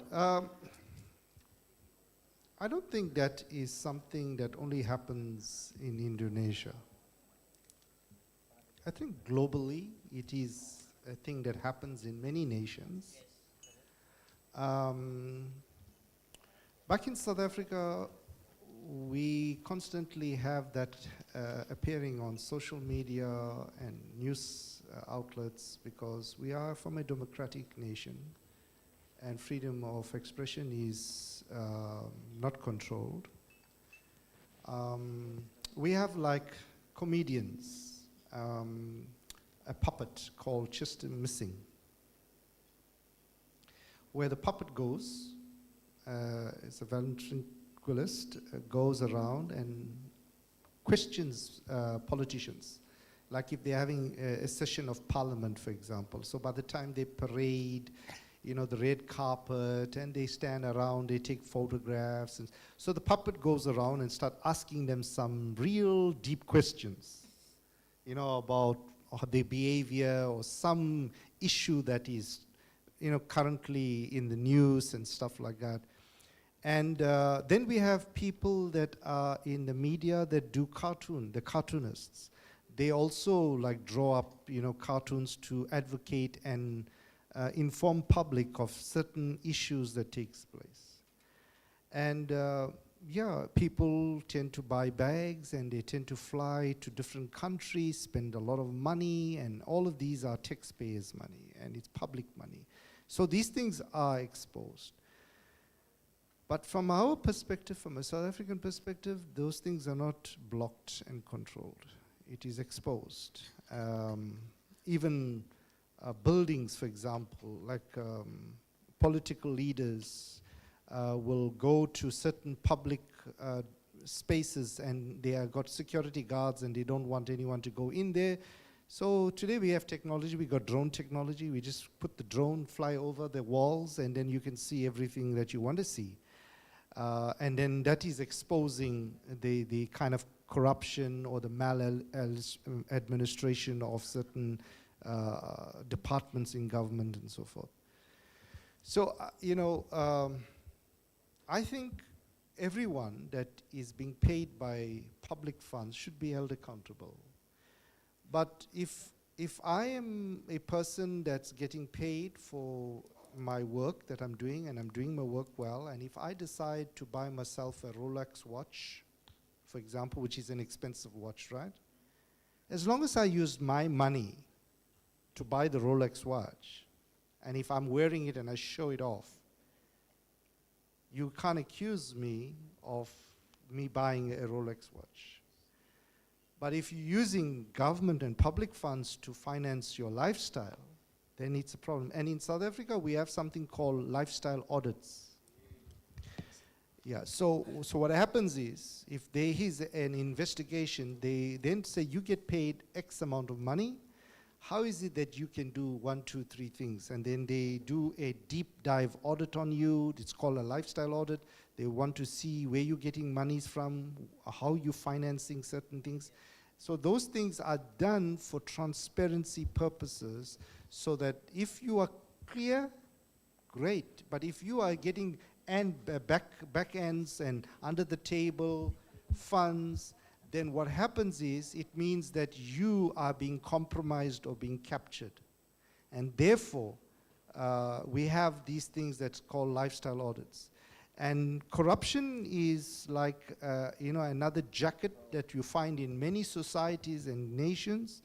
And at the moment in our country, there's a lot of that being exposed. There's lots of commissions, forfeiture units are going and taking away assets. So these things are genuine, and so unfortunately, I really am not qualified to comment from an Indonesian perspective. Maybe my colleagues, let me put them on the hot seat and say they can comment, all right? All right, thank you, Prof. Naidu. Perhaps Dr. Sulan, Dr. Dian Purwani want to give opinion. Only opinion, yeah? Not judging. Okay, any want to answer? Add something? Mau menambah? Yang tadi, pertanyaan tadi.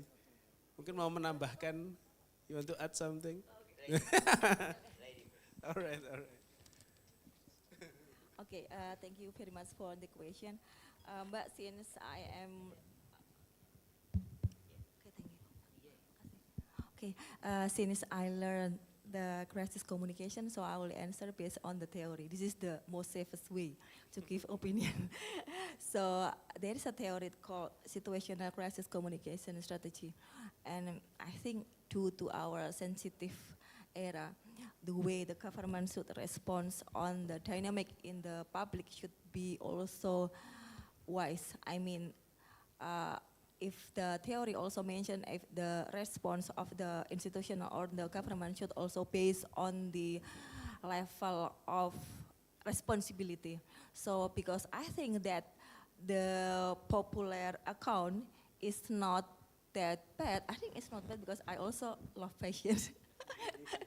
So I think why don't use another nice response compared to just close this account that also it will trigger another sentiment from the public. So I think just make a wise response, sweet tone the responsibility, because I think that there is no threat that coming from those popular accounts, so why have to be that reactive instead of adaptive or responsive. I think that's my opinion. All right. Thank you, Dr. Dian Purwarini. Dr. Shah, still want to answer? I have a 2 point how to respond. That's condition about the public opinion. Okay, firstly, I'm going back to the Habermasian. Okay, who is the public? The public should be smart. Firstly, they're aware and conscious about what they want. They had to legitimate as in the name of freedoms of speech. Because if somebody had not smart enough, it's nothing, I think. How they can articulate, how they can use the sentences to criticizing and dialogue with another population and another public is a really pre-requirement as a public itself. And democracy should pre-requirement public smart as a foundational, absolutely. But it's not same about freedom expression in the one in the same to the essential and the real word itself. What I trying to say is I trying to call it independent variable is about algorithm in the digital context. It's a robotic, it's about counting, it's about quantitative perspective, it's about liar. How the public opinion can just improve by the count, by the quantitative. It doesn't mean right or wrong. It's about numbering. It's about counting. This is a problem in democracy, and it's a problem how the public opinion translate in the digital way. This is my point. Thank you. Okay, thank you very much, Dr. Sulhan. And ladies and gentlemen, I afraid that we have to inform you that we reached the end of the first keynote session because the time is up. And I need to inform you that the committee will choose and announce the best questions from each sessions at the end of the program. So still stay tuned in these programs. On behalf of the organizing committee and Department of Communication Science, Universitas Muhammadiyah Surakarta, I would like to express our sincere appreciations to all keynote speakers. Thank you very much for sharing their knowledge, experiences, and also thoughtful insights and reflections. We also thank all participants for your active attentions and engagements. May the discussion initiated in COMSOCIA 2026 continue beyond this conference and inspire our future research collaborations, perhaps, and social innovations. Please, once again, applause to our keynote speakers. Thank you very much. I'm going to return the programs to the MC. Wassalamualaikum warahmatullahi wabarakatuh. Waalaikumsalam warahmatullahi wabarakatuh. Thank you so much to our keynote speakers and moderator for sharing so much insightful experience. And please join us in expressing our sincere appreciation to our moderator and distinguished keynote speakers for their insightful presentations and inspiring discussion this morning. And we would like to inform you that there will be a special award for 2 interesting questions by the keynote speakers for the participant who asking today at the Q&A session, and we will announce later at the awarding ceremony. All right, and we are now ready to continue COMSOCIA 2026 with the online plenary session featuring distinguished speaker joining us virtually from Malaysia and France. Without further ado, please welcome our moderator, Mr. Mulia Ramadan Fauzani. Now the floor is yours.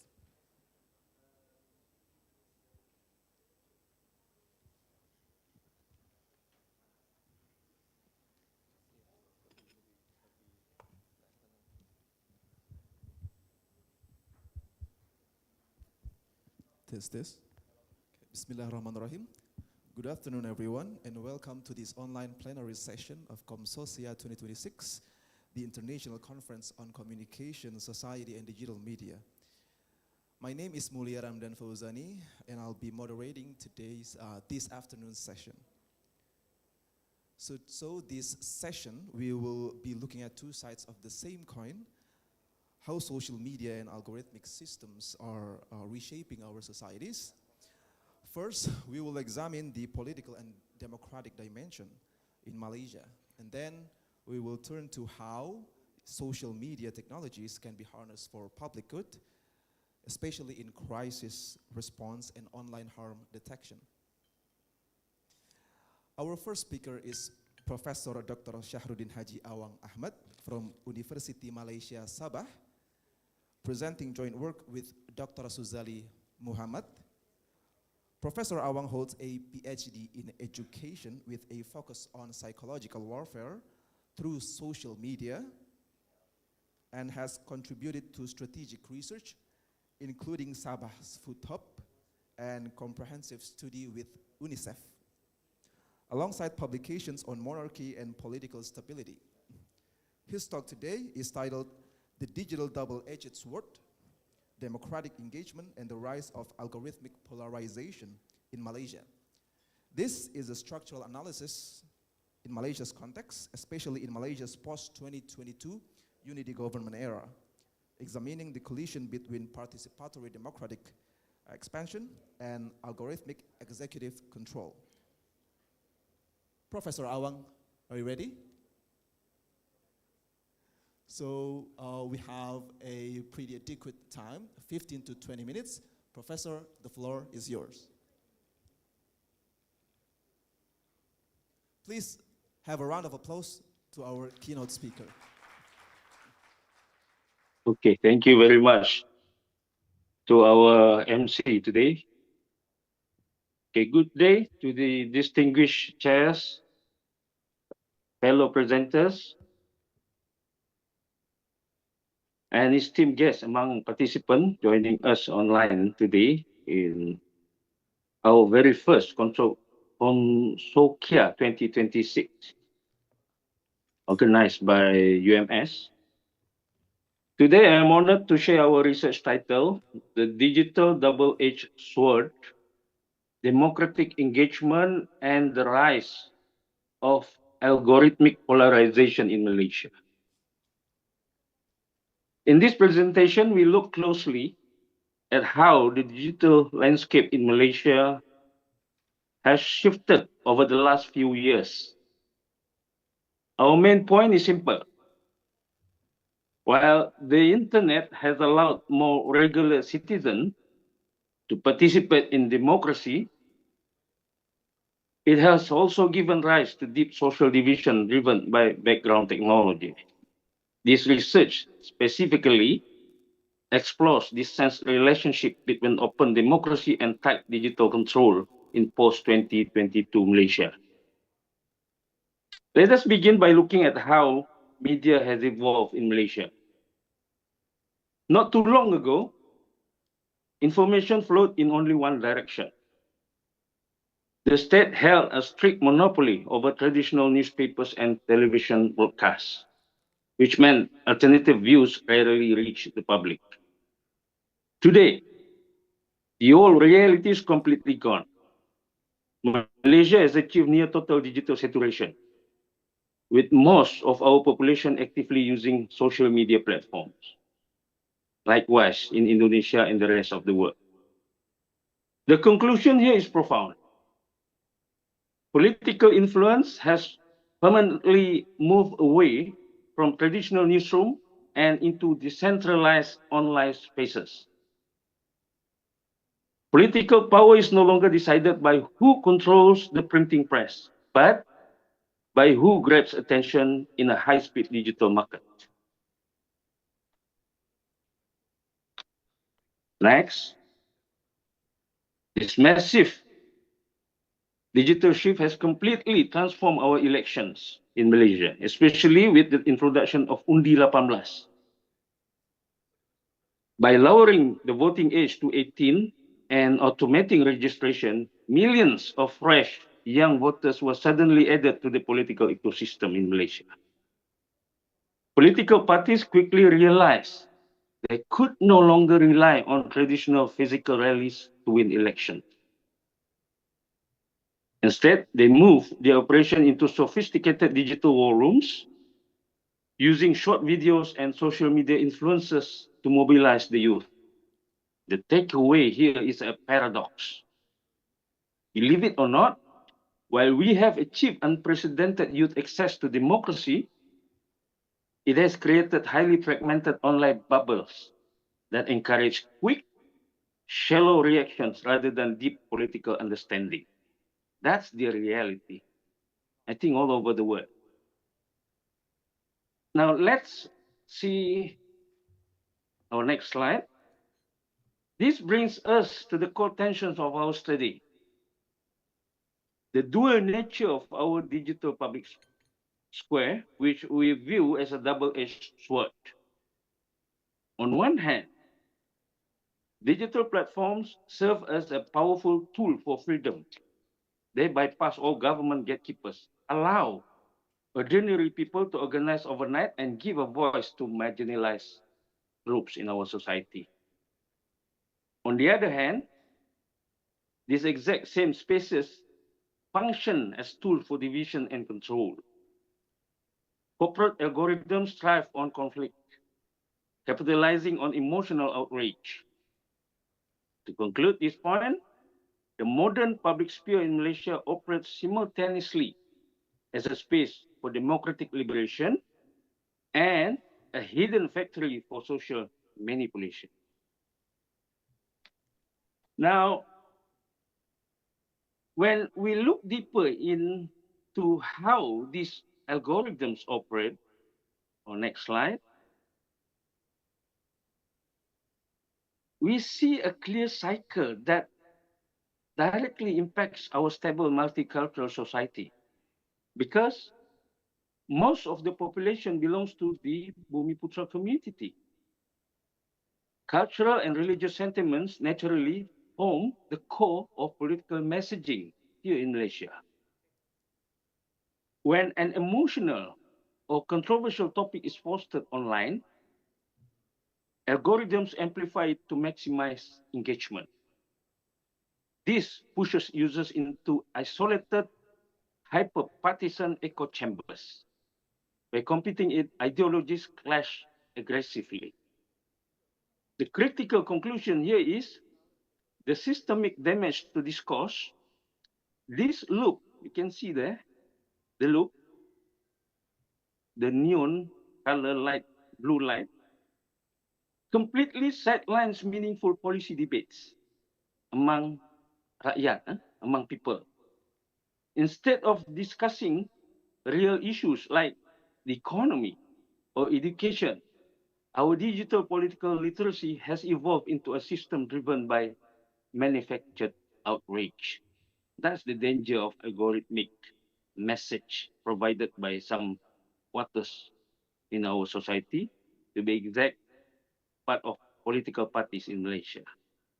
Whether it is organized purposely on the interest of every single party, that particular party, whether it is opposition or ruling party, up till today, we do not know who actually behind all this. Okay, next. This brings us to the serious issue of infobesity, an information overload that is intentionally weaponized. Like I said just now, our digital spaces are flooded with contradictory political stories, powered by coordinated networks of internet trolls and artificial intelligence. Massified, up till today, for Johor State, the upcoming state election this Saturday, AI play its vital role, not just to persuade people to come and vote those candidates, but most of the time, every time, the prankster, the trolls, everything is in there. The scale of this problem is massive. But with authorities taking down tens of thousands of AI-generated fake posts over recent years, in this high-speed environment, viral lies travel much faster than factual corrections. The human cost of this trend is severe. Young voters are experiencing deep political exhaustion and alienation because the digital space is so polluted. Everyday citizen can no longer tell the difference between genuine community activism and paid manufactured influence. Faced with this chaotic digital environment, the Malaysian government has responded with tough legal measures. For instance, new social media licensing frameworks were introduced to crack down on sensitive issues related to race, religion, and the monarchy, collectively known as the 3Rs. While the state argues these laws are necessary to protect national harmony and stop fake news, the impact on democracy tells a different story. Our global press freedom ranking dropped significantly in a very short period. The conclusion is clear. The government's approach has prioritized security at the cost of liberty, creating a chilling atmosphere where citizens choose censorship over open, legitimate disagreement. We may move to the next slide. To understand how this control is maintained, we must look at the specific legal pillars used by the state. Laws like the Communication and Multimedia Act give regulatory bodies the power to criminalize online content deemed offensive. Additionally, older laws like the Sedition Act are still actively used to restrict talk surrounding protected national institutions, while updated privacy acts target modern data misuse. When we analyze these sweeping legal tools together, the final judgment is undeniable. The boundary between keeping public order and enforcing digital authoritarianism has become deeply blurred. These laws do not fix the root causes of online division. They simply suppress open public expression. Our next slide. Thankfully, the state is not the only actor in this landscape. Non-partisan civil society organizations have stepped up to act as a crucial democratic counterbalance. Groups like Bersih and Undi 18 are actively working to protect our public spaces from government overreach.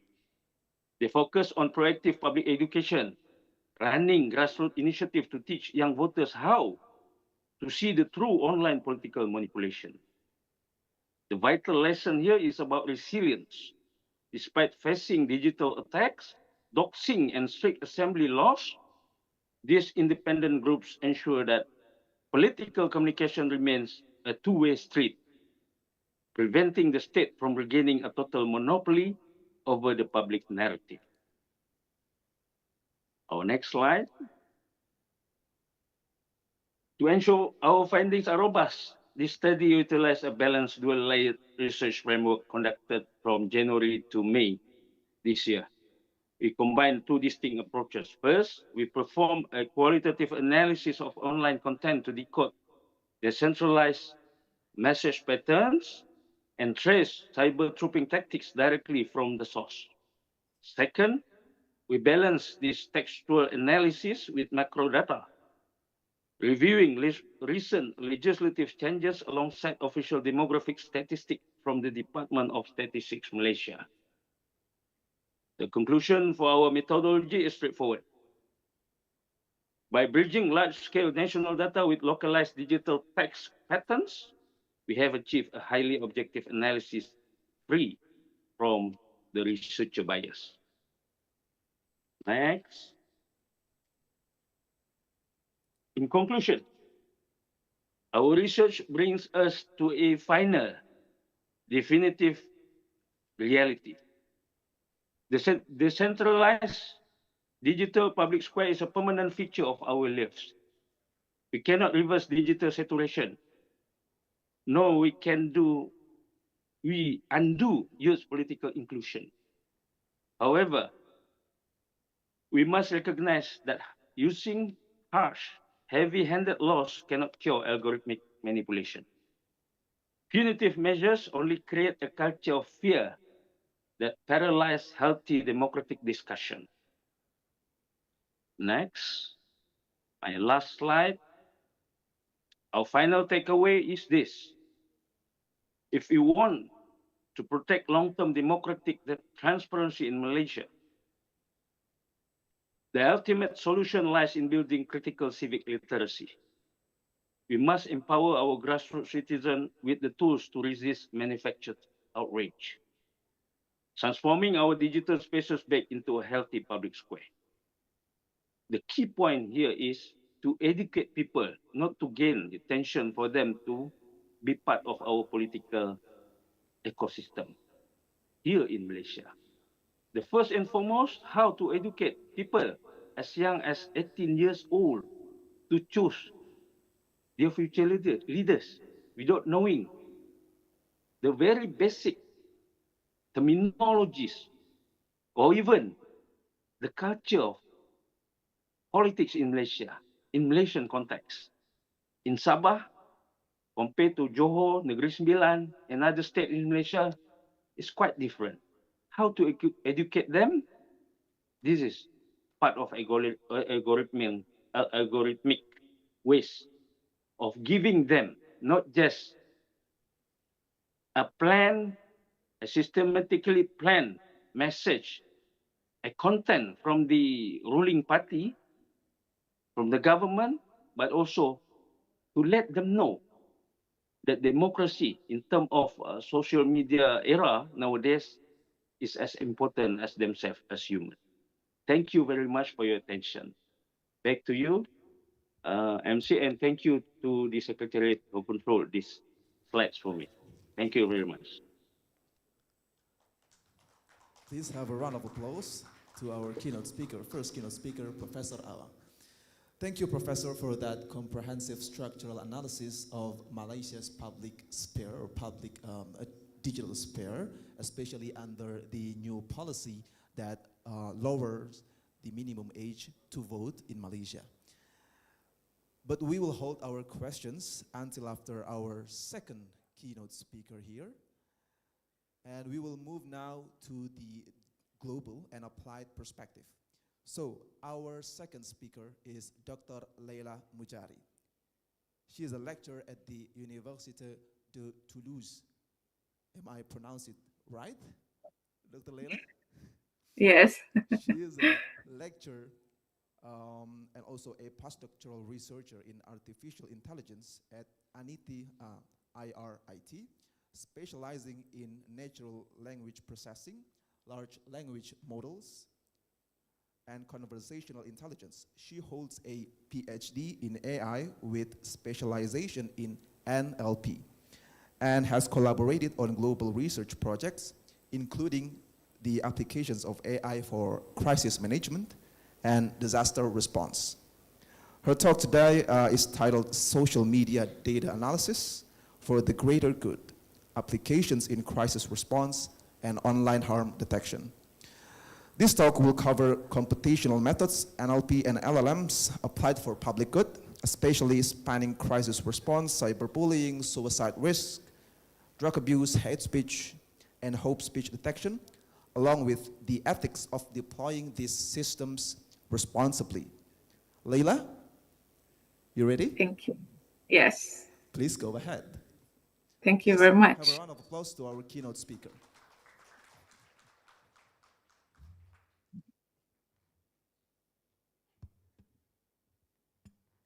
Good morning, everyone, or good afternoon. Although I'm joining you remotely via Zoom, I'm really, it's a real pleasure to be with you today, whether you are here in the room or joining online.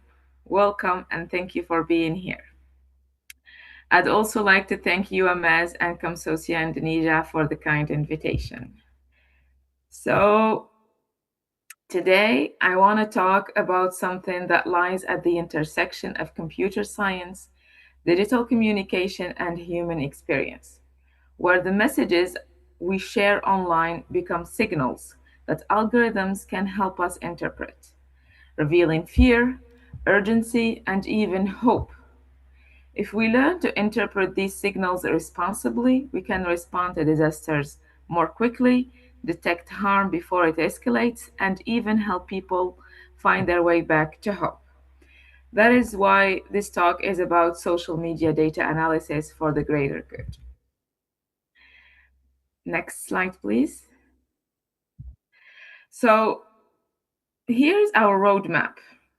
We'll begin by exploring why this topic matters and why it has become one of the most impactful implications of natural language processing.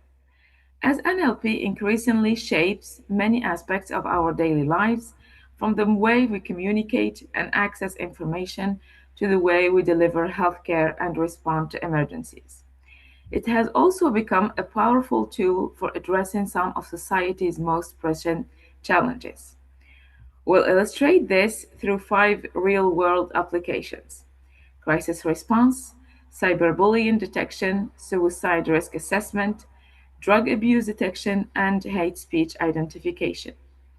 We'll then shift our focus to a more positive perspective, hope speech, and we'll explore how NLP is being used to detect depression and support mental health, particularly for patients facing serious illness. Finally, we'll bring these threads together by discussing the core methods behind these systems, the ethical challenges that accompany them, and the key message I hope you'll take away from today's talk. Next, please. Thank you. So, why does any of this matter?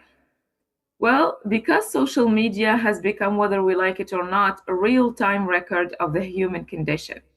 People post while a disaster is happening, not after. People search for depression content, for hope, for connection, in the same feeds where they scroll past cat videos. That gives us four things traditional systems don't have. First, real-time situational awareness during crisis, ahead of official reporting. Second, early signals for mental health and substance use risk, often before a person ever reaches a clinic. Third, population scale coverage where manual review is simply impossible. And lastly, an increasingly multilingual and multimodal signals. Next, please. So let's start with the most immediate application, crisis and emergency response. Turning disaster distress signals into faster, better targeted relief. So in 2025 alone, there were 358 recorded disasters worldwide, affecting more than 110 million people and more than $169 billion in damages. And here is the number that should stay with you. 90% of disaster deaths happen in developing countries, places where formal infrastructure sensors and rapid response systems are thinnest. Traditional damage assessment takes days. However, a social media post arrives in minutes.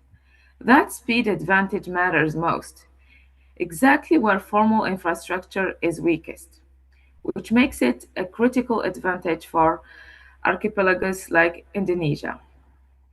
So, where does this actually help? Well, sorting the flood of posts into medical, shelter, and supply needs, so responders aren't reading every single post by hand. Where does it struggle? Well, sarcasm, slang, code mix local languages, and the fact that platform APIs can change overnight and break your entire monitoring pipeline.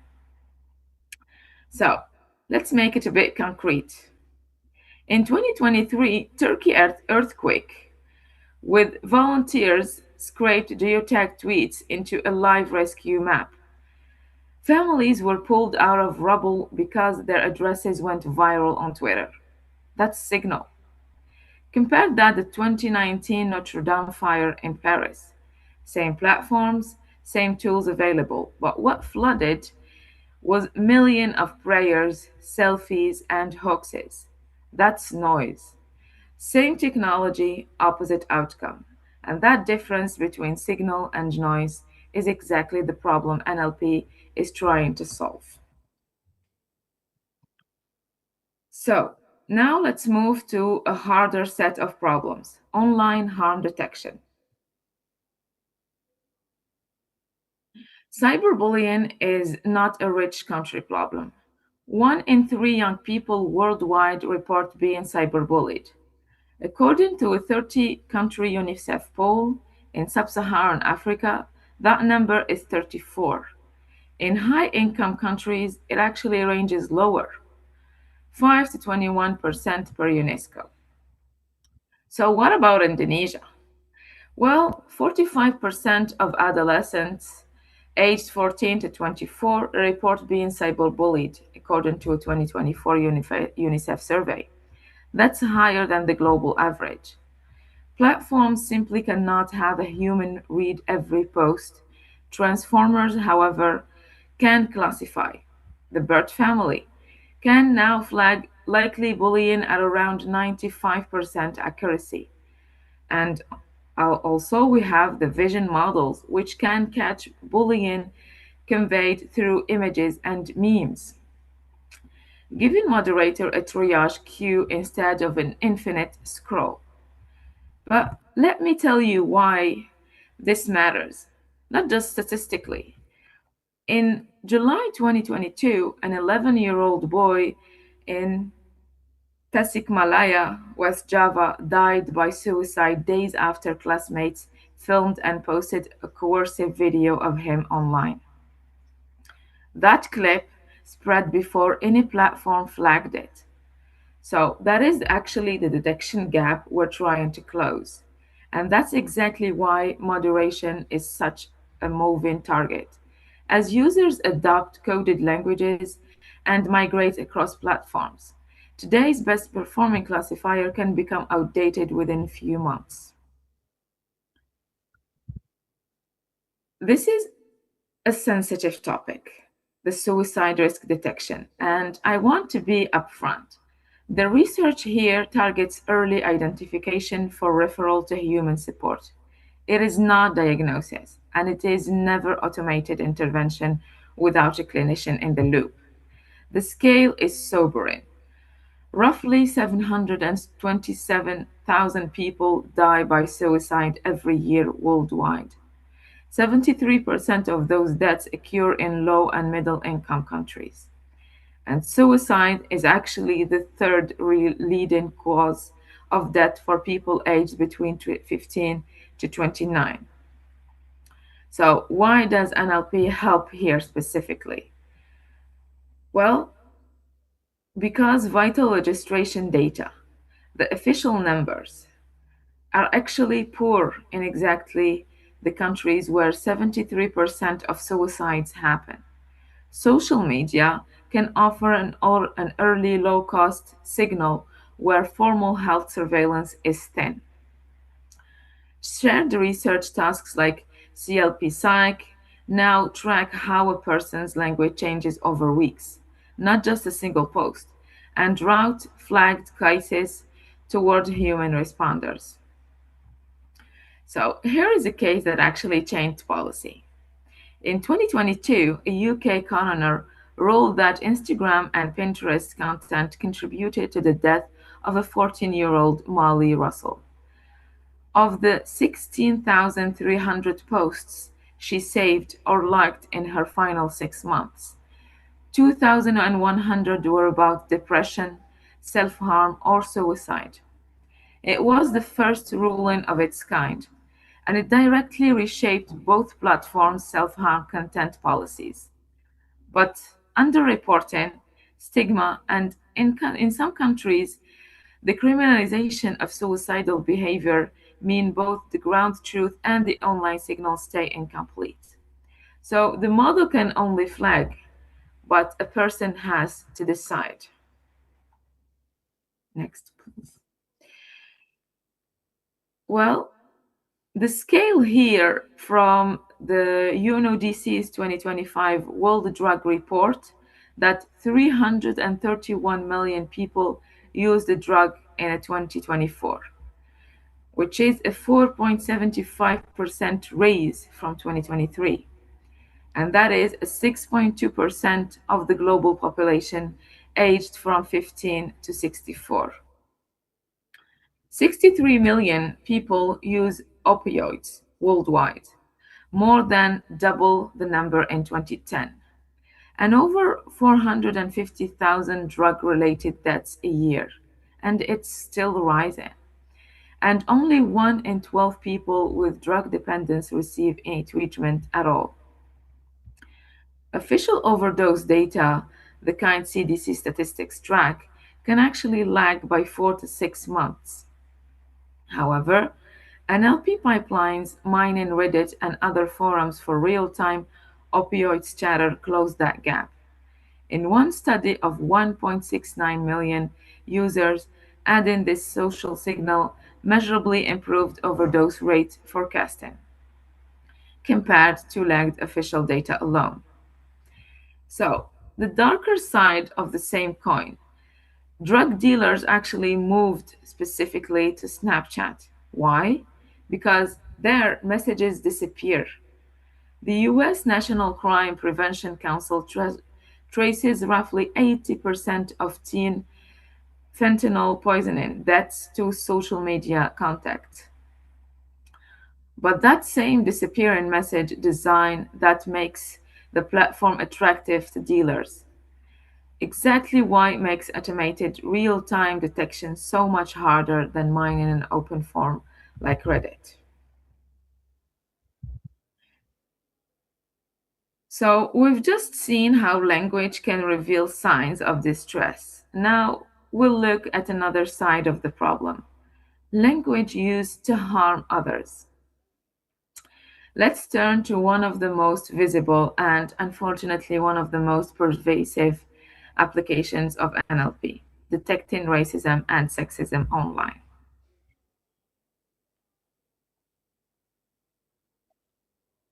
Hate speech is something most of you in this room may have already encountered online.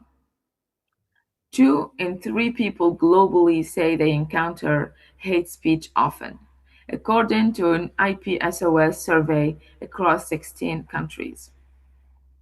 In India and Bangladesh, that number climbs to 85 and 84%.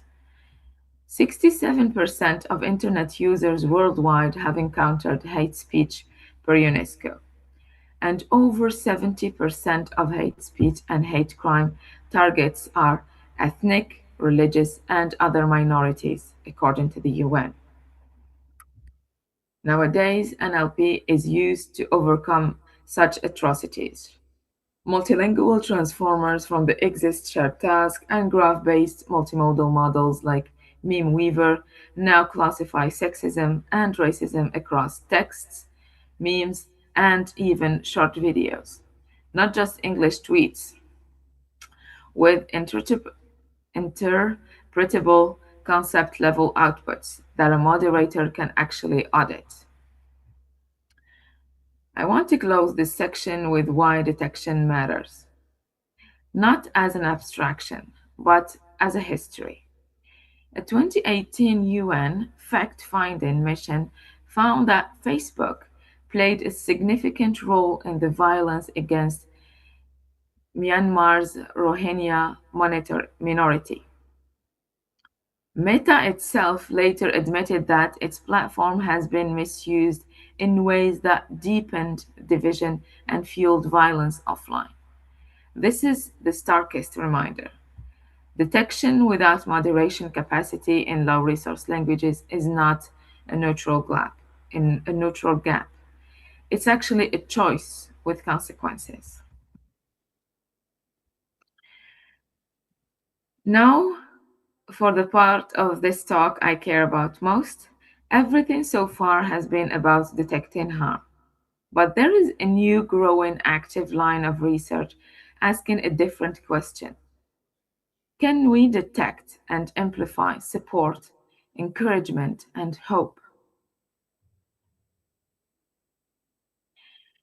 Hope speech was first formalized by Chakravarti in 2020 with the multilingual Hope EDI dataset. It's the positive counterpart to hate speech detection. Content that offer reassurance, support, insight, suggestions, and inspiration, shown to help sustain people through depression, loneliness, and stress. I like what Chakravarti said.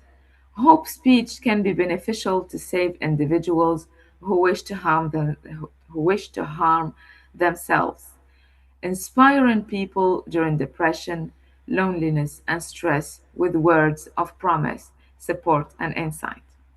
Well, that is hope. And what is life without hope? So let's get a bit technical. Now, can you go back, please? Thank you. So, researchers break it into 3 categories. First, generalized hope, broad, uplifting encouragement. Second, realistic hope, which is grounded and achievable optimism. Lastly, unrealistic hope, low likelihood wishing, sometimes rooted in real distress. The methodological arts span over statistical and traditional machine learning approaches to RNN and CNN architectures, then to cross-lingual transformers such as BERT and LAPSI, and more recently to hybrid models enriched with psycholinguistic features. But perhaps the most important takeaway comes from the research community itself.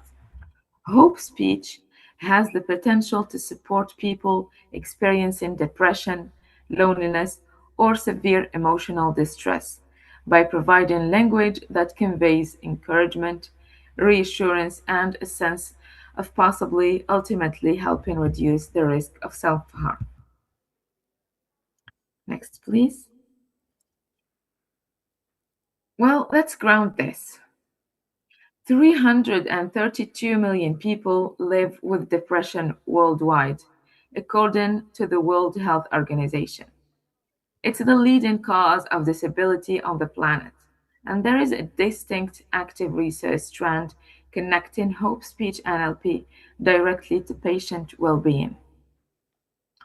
First, a 442 patient study found that hope was negatively correlated with depression in cancer patients, mediated by social support and spiritual coping.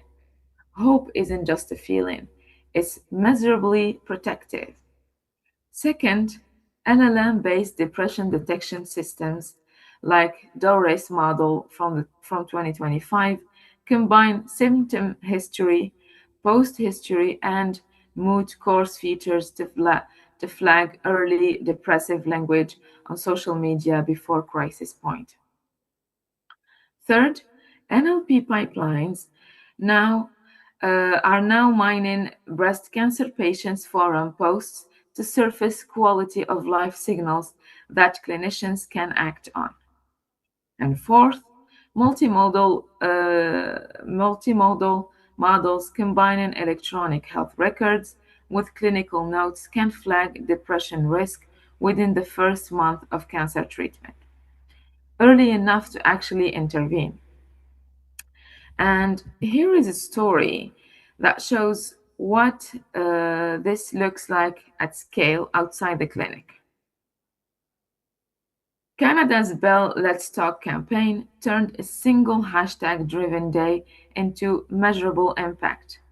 A peer-reviewed study found that the 2012 Twitter-led campaign coincided with a real, measurable rise in youth mental health service visits. Well, that's Hope Speech, operating at campaign scale, proof that this isn't just a research curiosity.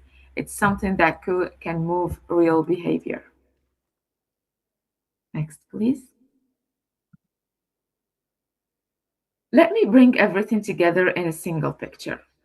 So we've looked at 6 very different societal challenges, different in scale, urgency, and the populations they affect.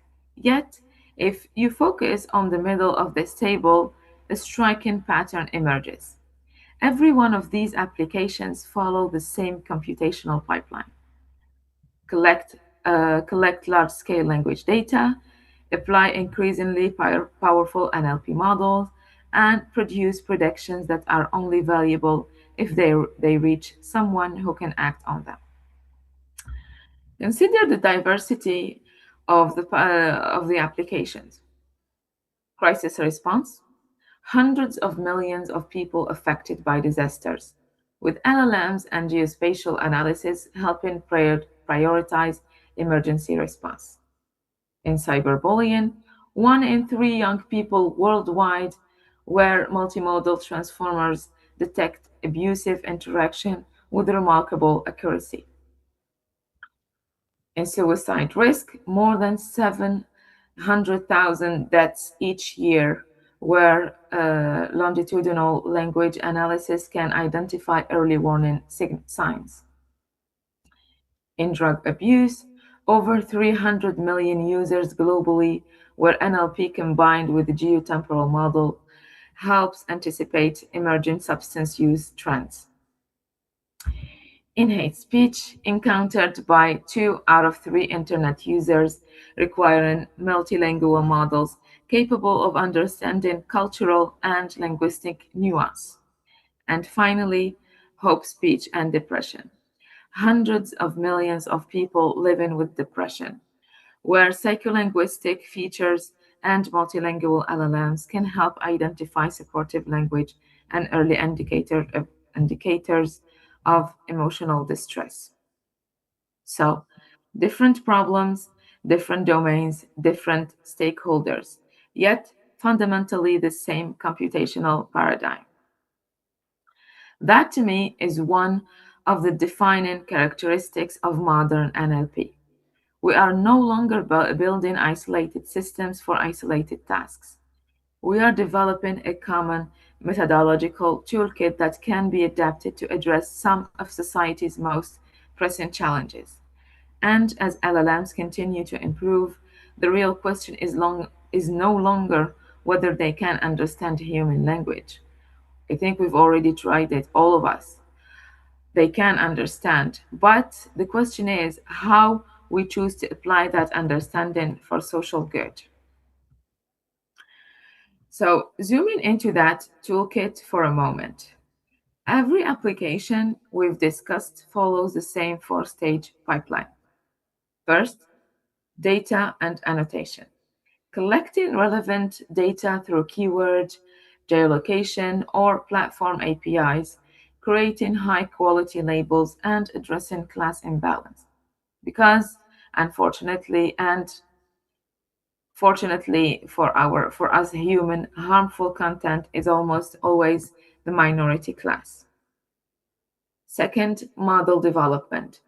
Starting with classical machine learning and deep learning methods, then moving towards transformer-based architectures. Third, modern language models. From fine-tuning BERT-like models to today multilingual LLMs, increasingly used through fine-tuning as well as zero-shot and few-shot learning. And finally, evaluation and deployment. Assessing performance with task-specific metrics or calibration depending on the application.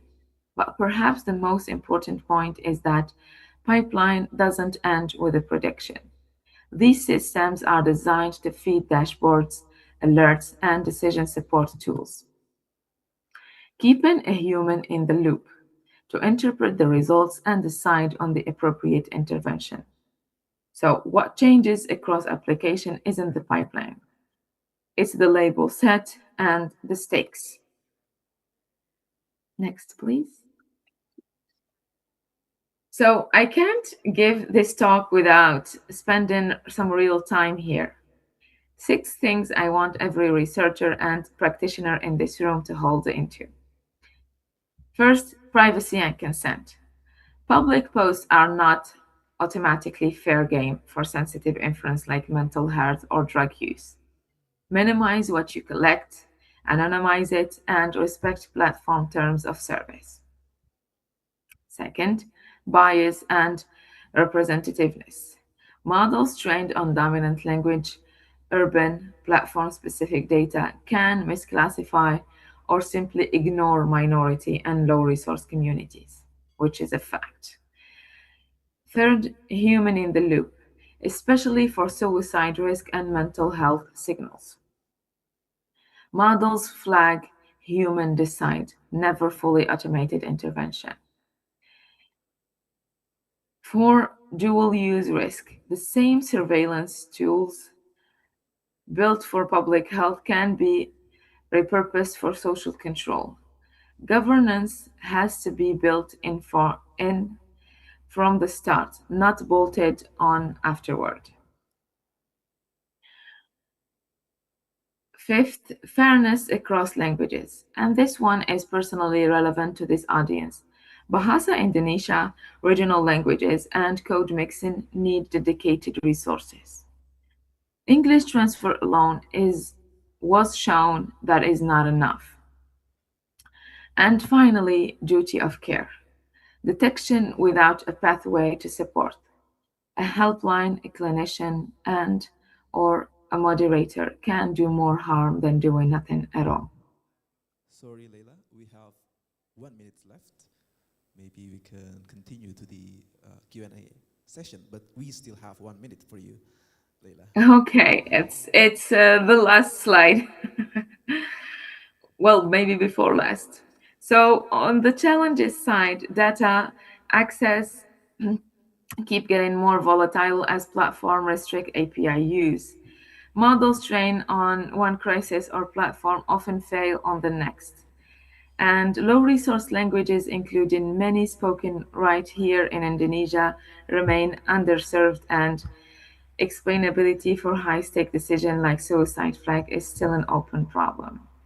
And for future multimodal analysis and an LLM assistant fine-tuning needs far fewer labeled example is actually a necessity.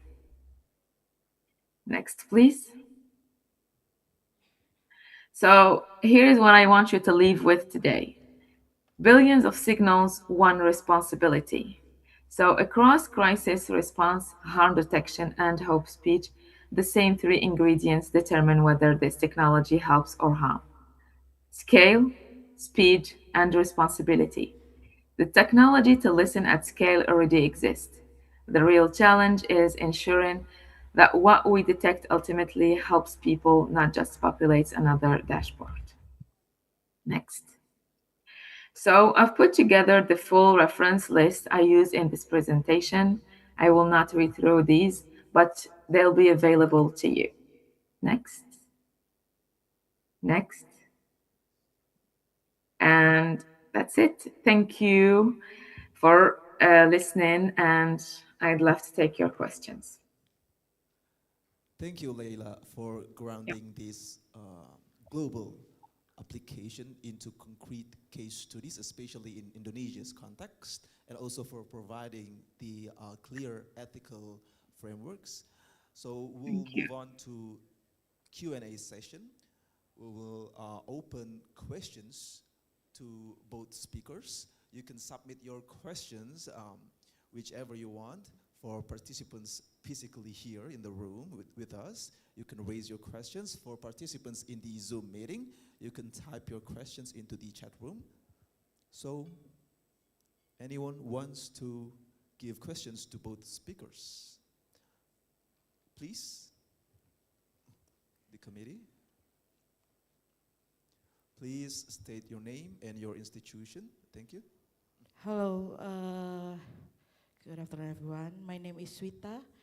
I'm from Universitas Dianusantara Semarang. So it's very interesting to know about NLP models, but in our country, we have a lot of informal Indonesian slang language, mixed language. So how reliable are NLP models at detecting hate speech, scam, or self-harm risk in slang and code mixed language? And how can deployment align with Indonesia regulation, specifically Undang-Undang ITE and personal data protection without increasing false positives and over-moderation? Thank you.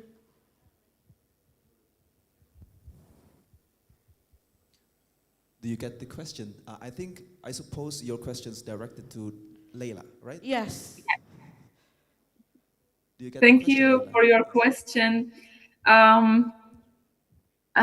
This is actually an excellent question because it gets to one of the biggest limitations of NLP. I've actually tried to collaborate with some of the researchers from UMS on Indonesia languages like Javanese and Sundanese. So the short answer is that they are quite reliable, but not only if they are trained for that linguistic context, because they can give some good results. But they are prone to mistakes. They are not at an accuracy of 100%, like in every language, even in English. Well, compared to English, they are a bit lacking.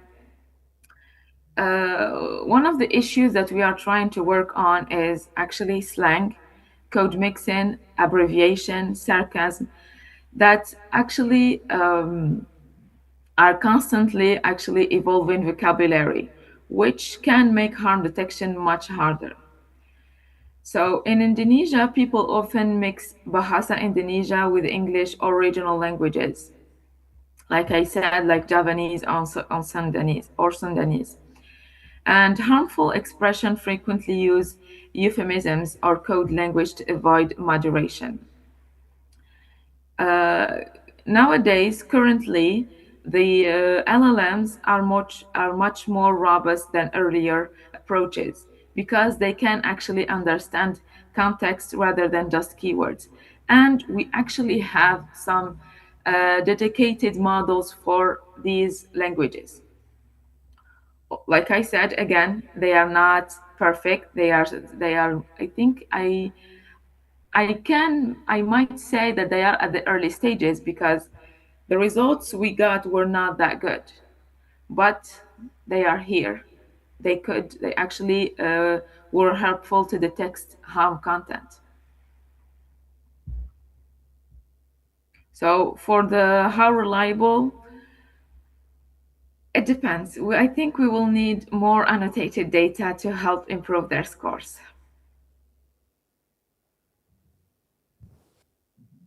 Thank you, Leila. So, are you satisfied with the question? So we already have the tool, but it's still in development.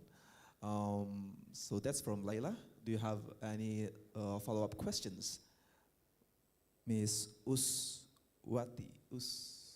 right? From Udinus, do you have any follow-up questions? Okay, thank you. So we open for another question. Committee, do we receive any questions from Zoom meetings? Ada. Thank you. Okay. My name is Pet from the University of Nusa Cendana Kupang. My question goes to Prof. Saharudin. As artificial intelligence increasingly personalize information through algorithms, many users become trapped into echo chambers that reinforce their existing beliefs. In your opinion, what communication strategies can governments, media organizations, and even on universities collaboratively implement to reduce algorithmic polarization while still respecting freedom of expression and democratic participation? Thank you. Thank you. Thank you. That's the question from Pak Petrus. So the question for Professor is how does government can utilize communication strategic to control echo chambers and other negative phenomena, but still balancing the freedom of expression, Professor?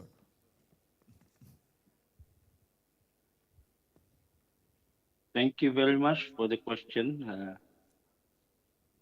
On behalf of academia in Malaysia, educators to be exact, our role is to actually play our part in terms of academic by integrating media literacy into curricula, teaching students to question sources, verify facts, and maybe to help them to recognize algorithmic bias in terms of what to do and what to choose whenever it comes to choices of political parties, candidates from every single parties, not limiting to only to ruling parties, but also to opposition parties. And this will help, especially younger generation who are actually given by the government an opportunity to choose their future leaders or political parties to become the ruling government. Then one more thing, the most important thing is it will help to build resilience among themselves against polarization.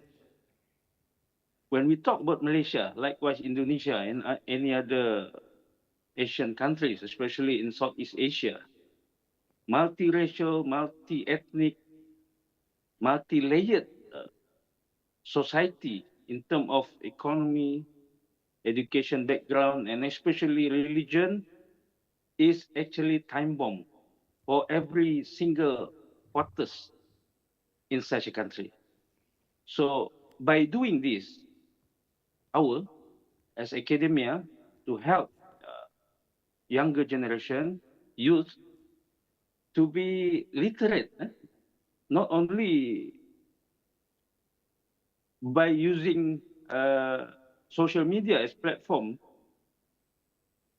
to be part of the democratic nation in Malaysia or in Indonesia, but more to help them mature in terms of using or benefit something from the content of the social media. Adding some more, by promoting, this is all about ethical communication. By promoting ethical communication, encouraging open debate while discouraging hate speech. Leah shared about hate and hope speech just now. The balance lies in protecting rights while fostering respectful dialogue.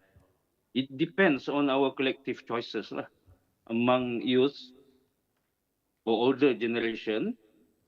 If we invest in education and also ethics, it will gain empathy from our society, especially from younger generation. So digital democracy can become more inclusive. If not today, maybe 5 to 10 years from now, we can see. If not, polarization may deepen. The future is still open for us. Thank you. That's my answer for that question. Back to you, MC. Thank you, Professor. That's all. Thank you, Pak Petrus. So I think we have time for one questions before we move to closing remarks.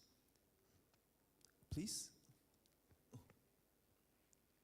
Please introduce yourself, name and institution, and your address. Which speaker? Thank you. My name is Lizatul Jazil Nusaf from Universitas Muhammadiyah Jakarta. My question is for Ms. Leila Mujari. So I just want to know your opinion. Should schools spend more time teaching local culture and language, and why? Because I think right now in Indonesia, not all of school teach local language. Thank you.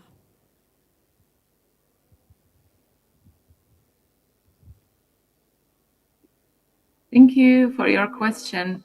So, you said that Indonesia actually teaches local language in schools, correct? Okay. So, regarding to the whether they have to or not, I don't have a clear answer, because me, I've grown up in Algeria where we had our local dialect, but in school we were not taught the dialect. We understood it, we used it in everyday conversations, even with our teachers. But we were taught a more formal form of Arabic language. So I think schools can actually give time for the local languages and the local cultures through maybe sports events or some artistic workshops. This is how I've grown up. So I don't know if there are other forms regarding this, but it was actually motivating for me as a child. We had drawing, we had sports, we had music, etc. So during these kind of classes or workshops, we did not need to speak the formal Arabic language. We communicated using our dialect. So the national language in Algeria is Arabic. So we have it. We were taught this formal form of it. And yeah, but well, when a language is not used, yes, it can disappear. But if we have people that actually communicate with it, and I said, like, people when they communicate on social media, they actually use their own spoken everyday language. They don't use formal languages. For example, in Indonesia on social media, we don't have some formal language of Indonesia. We can have dialects. We can have other local languages like Sundanese or Javanese. And from an AI perspective, there is a reason that can help why we need to have more local languages. So if they are not taught or used in everyday conversation or written on social media or any other form of written platforms or documents, we will have much more data to build language technologies to help actually fill the gap regarding this minority languages. Like the question earlier regarding detecting harmful content. The problem actually is existing. We don't have enough data to actually enhance the models or train from scratch large language models for local languages. And this is current problem. Why? Because not only the content is low, but also we don't have enough resources. We don't have enough people who actually helped annotate this content as harmful or not harmful. So in my opinion, I think time should be dedicated for local languages, either spoken to reinforce the spoken language in individuals, and also written, because I don't think, if I can address you, I don't think you, when you write on social media, you use formal language. I think you use local language, correct? You cannot, if it's, yeah, thank you. So yeah, I think yes, I think there should be time for children to reinforce their use of local languages. It's cultural, it will always be there. If we don't speak it, if we don't write it, unfortunately, it might disappear. Okay, thank you for answering. Thank you for your questions. Okay, thank you. Thank you, Leila. Unfortunately, we're running out of time, but I believe we do have other opportunities to have enlightening discussion. After the lunch, we still have panel sessions. But before we close, would each of you, the keynote speakers, leave the audience with one final thought? Professor Awang and Leila. Oh. Well, I think if I have one last sentence to say is that each and every technology, even AI, is actually here to help us. So I've talked about crises from earthquakes to hashtags, from fire in Paris to rescue map in Turkey, from the darkest data like suicide, unfortunately, and drug use, to the most hopeful one. So there is a greater good in technologies that we can exploit to serve us humans.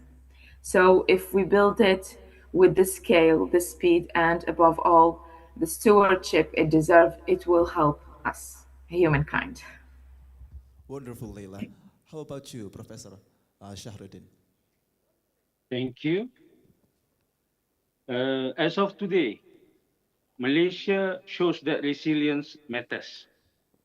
Civil society, fact-checking, and education can counterbalance polarization.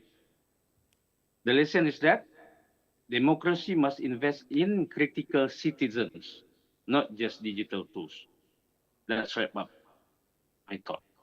Thank you. Thank Back to you, you, Professor MC. Thank you very Shahrudin. much. So, participants, please give a round of applause to our keynote speakers here. On behalf of COMSOCIA 2026, thank you, Professor Awang and Leila Mujari, for these excellent presentations. Thank you to everyone, participants who joined us today and contributed such thoughtful exchanges. And next session would be break, lunch, and have a Zuhur prayer for Muslim participants. And I say terima kasih, and I hope you enjoy the rest of COMSOCIA 2026. Please have a round of applause to all of us.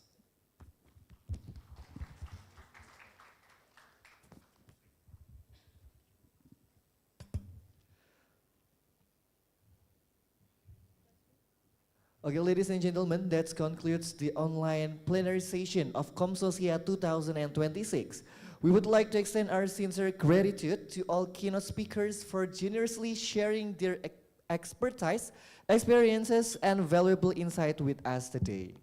Our appreciation also goes to our moderators for facilitating such an engaging discussion, and to all participants for your enthusiasm and active participation throughout the session.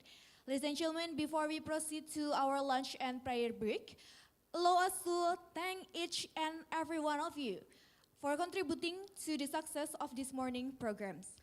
And our next agenda will be lunch break, and you can get the lunch in the front of this hall, and the conference will be resumed at 13:25 p.m. with the parallel session at the 6th floor. And we kindly ask all presenters and participants to return on time according to the assigned presentation rooms and schedule. To all participants, we kindly request you to scan the QR code that will be showing on the screen and fill it in order to confirm your attendance and also claim your certificate. We hope you enjoy the break and return refreshed for another productive afternoon of this academic presentation. Thank you. Enjoy your lunch break, and we look forward to seeing you again this afternoon.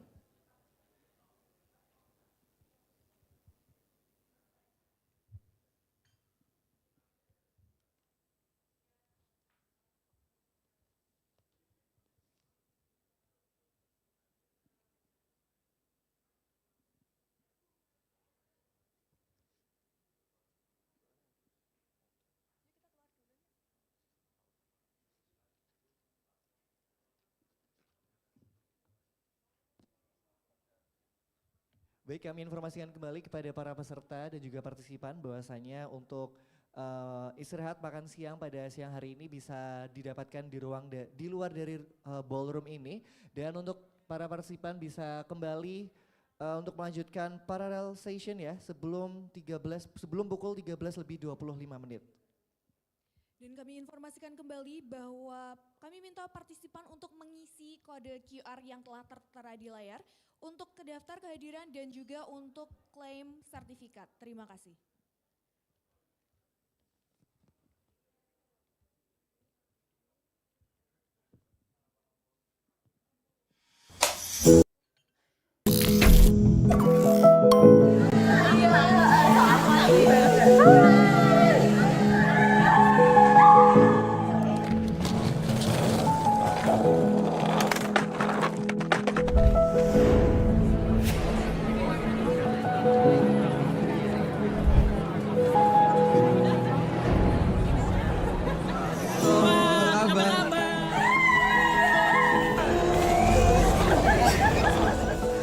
Guys, I got it.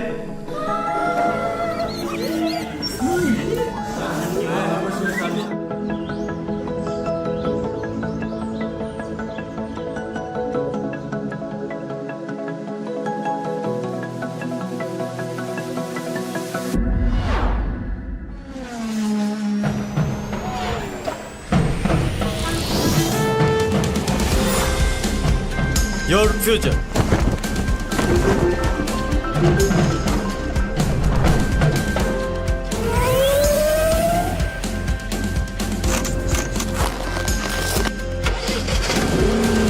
start here.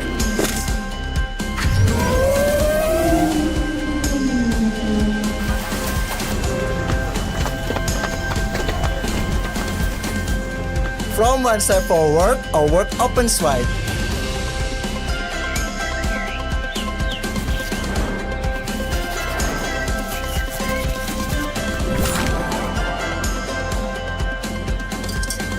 Beyond excellence.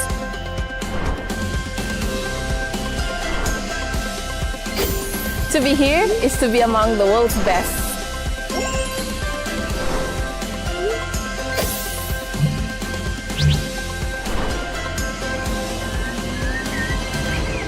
Welcome to Universitas Muhammadiyah Surakarta, where a generation of dreamers have turned ambition into action.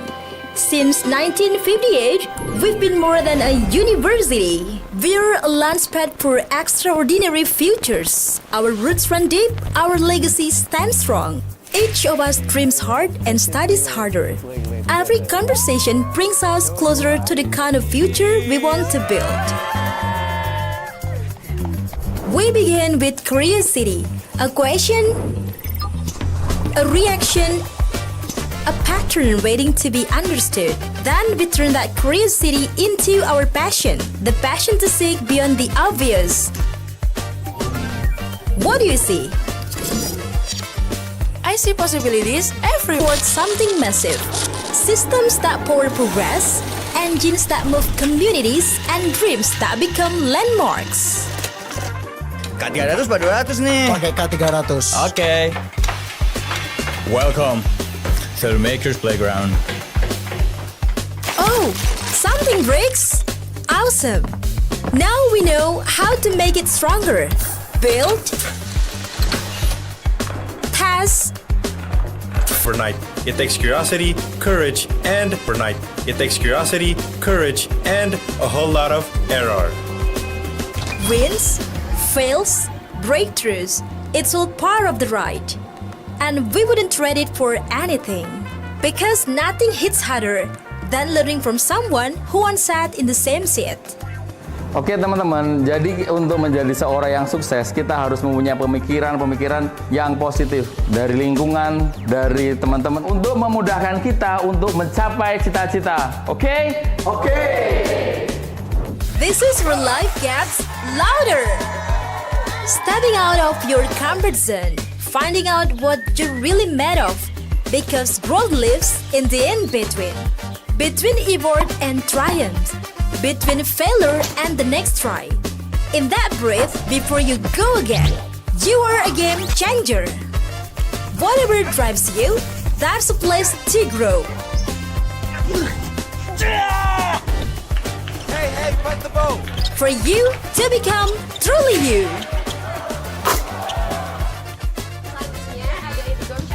Apabila mim sukun bertemu dengan huruf mim dibaca samar dan juga didengungkan. Gimana, udah pada paham semua?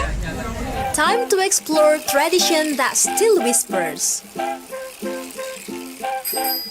Wandering through history after history. Experiencing the heritage. Let the city mark you, change you, stay with you long after you leave.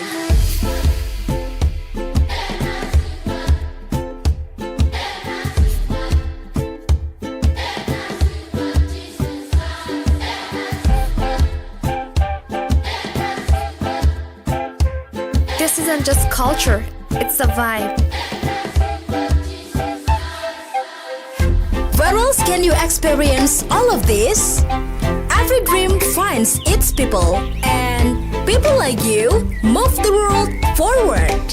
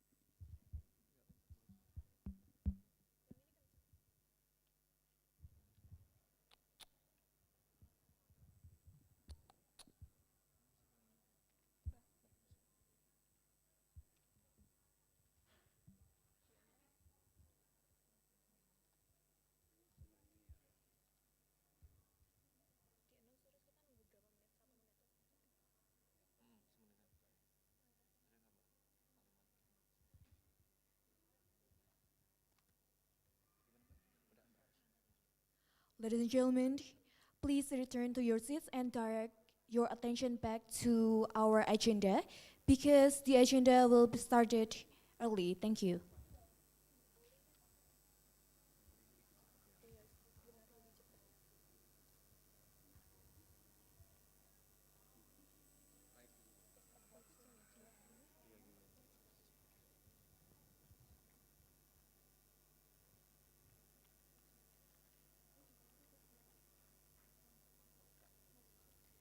Again, please, ladies and gentlemen, please return to your seats and direct your attention back to our agenda because our agenda is about to start. Thank you.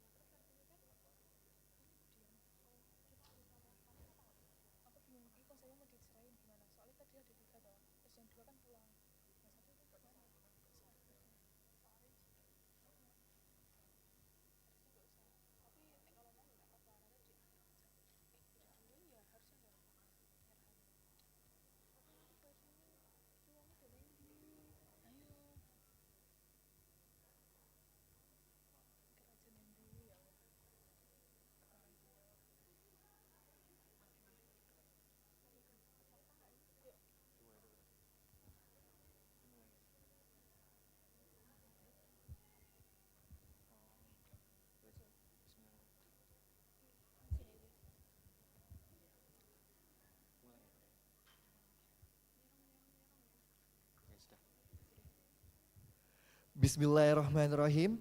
Assalamualaikum warahmatullahi wabarakatuh. Ladies and gentlemen, welcome back. As we approach the final session of COMSOCIA 2026, we are pleased to invite you to a special presentation that will provide valuable insight into international scholarly publication and cross-cultural academic communication. Publishing research in internationally indexed journal is not only about producing quality manuscript. It also requires authors to understand cultural perspective, ethical consideration, and the standards of academic communication expected by the global socially community. Today's session will offer practical insight drawn from the real experiences in international publication. And it is now our pleasure to introduce today's distinguished speakers. Our speaker is Dr. Muhammadun, an associate professor at State Islamic University of Mataram, whose academic work focuses on community development, intercultural communication, literacy, and applied linguistics. He earned his master's degrees in general and applied linguistics from the Australian National University and completed his doctoral studies in community development at Sunan Kalijaga State Islamic University. Beyond his academic career, Dr. Muhammadun has actively contributed as international speaker, researcher, and author in numerous Scopus Index publication and international collaborative projects. His extensive experience in academic writing and scholarly publishing makes him an ideal speaker to valuable perspective on navigating international journals and maintaining the ethical standard in academic publication. And before we welcoming Dr. Muhammadun, after the presentation session from Dr. Muhammadun, there will be a question and answer session, Q&A session, so you all can ask about the issues and topic to him. And without further ado, please join us in welcoming Dr. Muhammadun, who will deliver his presentation entitled Cross-Cultural Communication Issues and Ethics in Scopus Index Journal Publication, Ulmuna Case Study. The floor is yours. Please give a warm applause. Excellent. Yeah, I've got to be giving notification that I'm a bit unwell, flying straight forward from Surabaya, and taking quite long distance by bus to Yogyakarta. And last night I took a train directly, like a slept over in nearby hotel. Thank you. Makasih ya. Okay. So that within my 15 minutes or so presentation to help assist those who are interested in applying and submitting their esteemed manuscript of journal into Ulumuna, when I get cough, please accept my apology. Nanti kalau batuk-batuk, tolong ya dimaafkan ya. Bapak nggak begitu sehat gitu ya. I've got like, well, in the rundown, it said my time is 20 minutes, but most update news from the committee, it might only be reaching 10 minutes only. So I will try to speed up and to have a balanced information so that it's useful for you. Name from the hotel, Mercure. The word cure could possibly be fruitful for me, curing from my illness, and then also curing from your tiredness. Okay? Yeah, let's start then.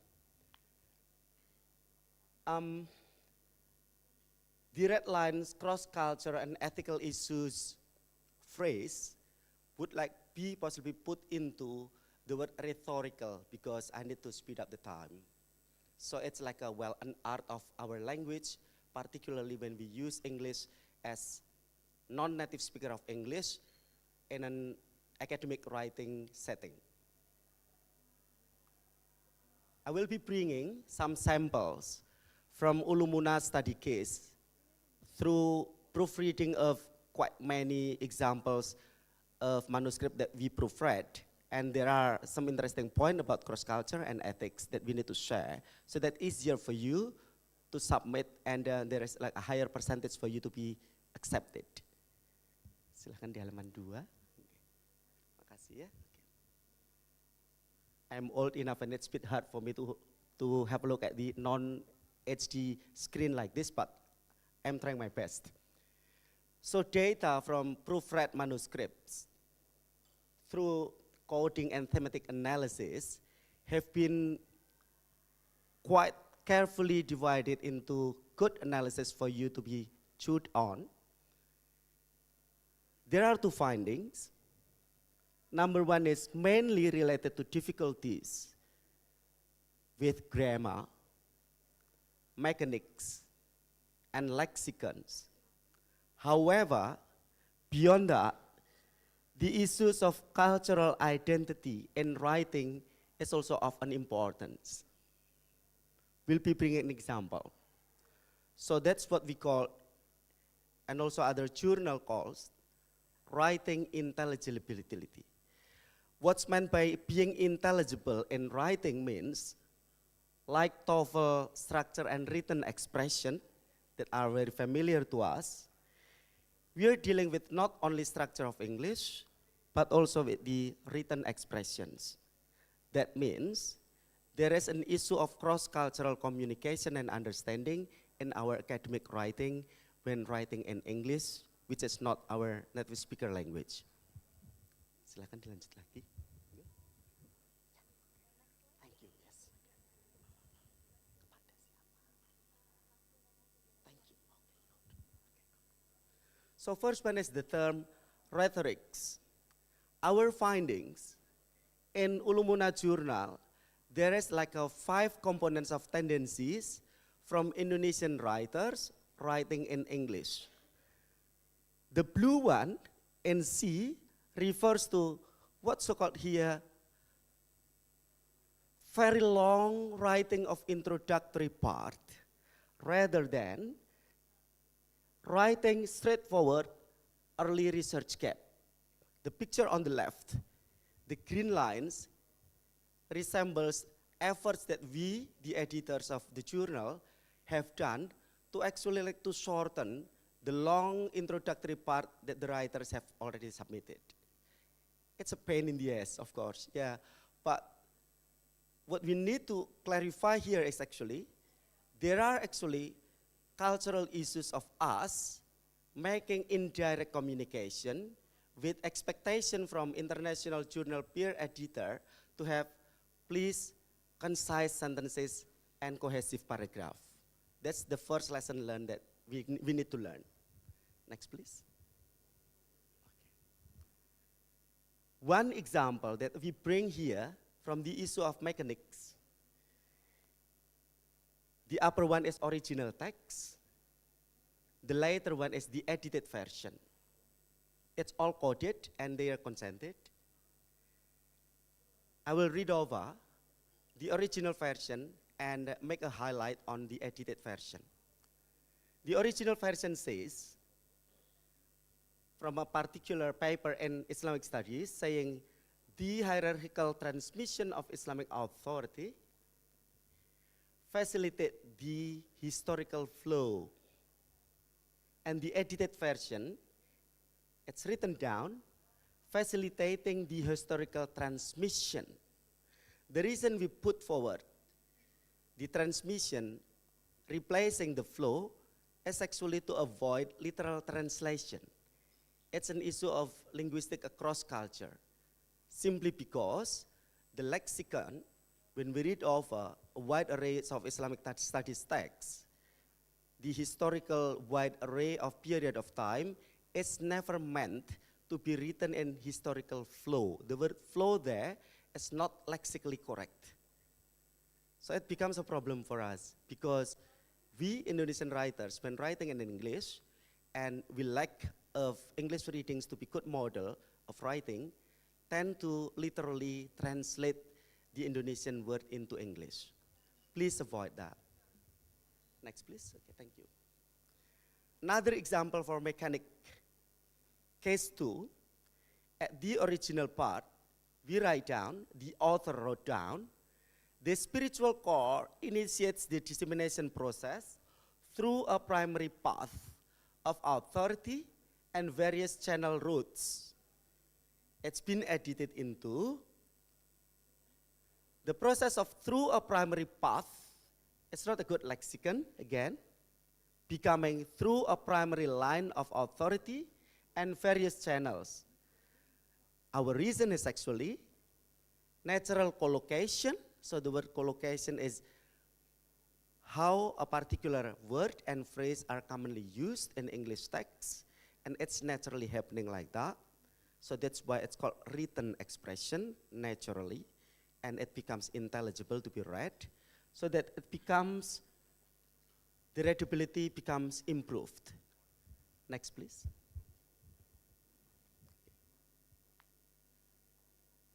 The third example is about written expression, particularly about vocabulary, the choice of correct vocabulary. Blue lines from the sentence resembles the original version of writing Badui tribe.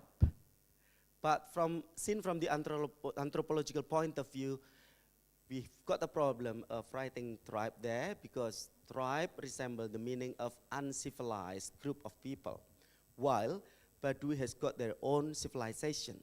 So that's why we omit it and we've got to replace it into ethnicity or ethnic group rather than letting the tribe there. Okay. Next, please.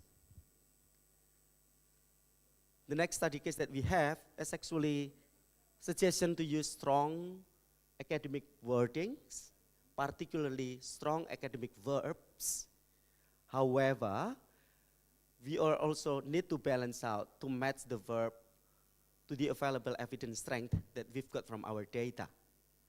So, leftmost column saying, instead of saying this paper studies on, for example, then please use a strong academic verb to say this research investigates per se. However, the underneath sentence resembles too overclaim, in which most of international editors do not like to accept that. Sentence like, a single case of Badui collective community, per se in the sentence, the Badui case confirms Nasser broader insights. One single case couldn't really provide empirical resonance for Nasser broader insights. Hence, we replace that into acknowledging the study contribution without really implying that a single case can't definitely proves a broader theoretical term. However, when you are not really strong with your evidence data, use possibility word like may or may not, rather than claiming overarchically. Next, please. Then, what's so special about Ulumuna, Pak? Success to submit your article manuscript into Ulumuna means that you're actually into a classified author of 15 best Asia journal by Skimegu in religious studies and history and humanity. So you're among the prolific authors, 15 best in Asia. Also, when you need to increase your acceptance rate in Ulumuna, please follow the template. Template is available there. Make sure that you can carefully follow the template.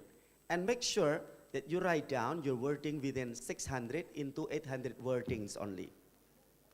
Make sure you also write down in intelligible English, in which some of the examples and sample case studies have been already forwarded here.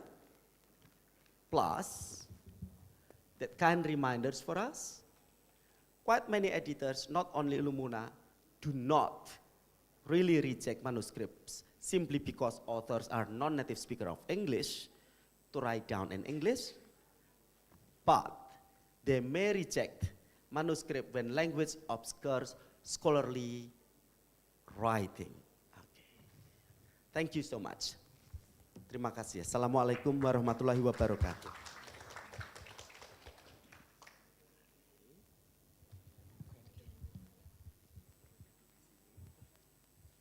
All right, now we have come to the Q&A session, and we will open some of question slot for this session.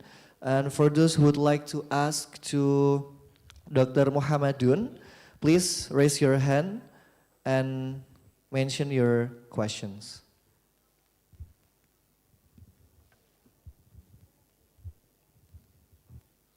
No question like bringing me happiness. All right. Yes, questions? Okay.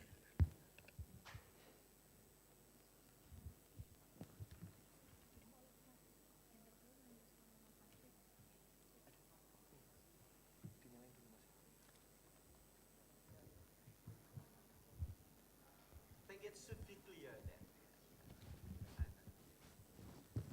I've been attending online session through morning actually, and I've seen a tendency that when question and answer session is actually forwarded, the tendency is silence. That's what I could observe since this morning. All right then. Yeah. The floor is yours. Okay, we still open some question slots for this session's presentation. And if you have any question, do you want to ask to Dr. Muhammadun? You can raise your hand now and ask your questions. My name sounds very Arabic, but I don't speak Arabic. Of course, I recite Quran for my prayer. I wish I could have a real Japanese name like Bambang Wicaksono or whoever my name is. But yeah, the Arabic influence in my family is so strong that all family members of mine is named into Arabic ones. Yeah? Like Muhammadun, what's actually the meaning of Muhammadun? Orang yang terpuji. It resembles very hard, high level of responsibility, while me can't really behave that well yet. Okay, yeah, okay. Siapa mau bertanya tentang Ulumuna? Mumpung editor in chiefnya ada di sini. Kalau tidak, ya wes. Scopus indeksnya Ulumuna itu mulai dari tahun 2022.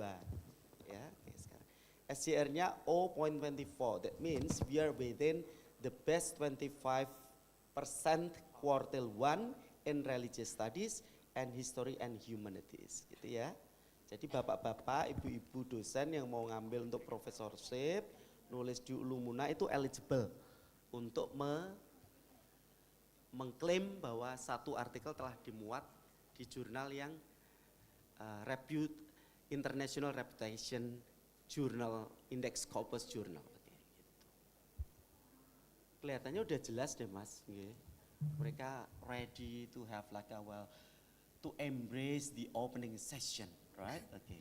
Yes, we believe that your explanation is very clear, Pak. So I think we have no more question because your explanation is really good to be believed. Crystal clear like crystal water. Yes. Right? Okay, so my time to go off now, off stage. Yeah.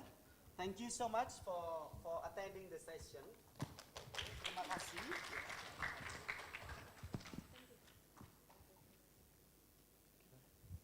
Thank you very much, Dr. Muhammadun, for the insightful presentation and for sharing your valuable experiences. We believe the explanation is very clear, right? Okay. So, and we will now have a coffee break for about 5 until 10 minutes. So please enjoy the refreshment provided and make sure to return shortly as we move to our most awaited session, the wording scenes. Thank you.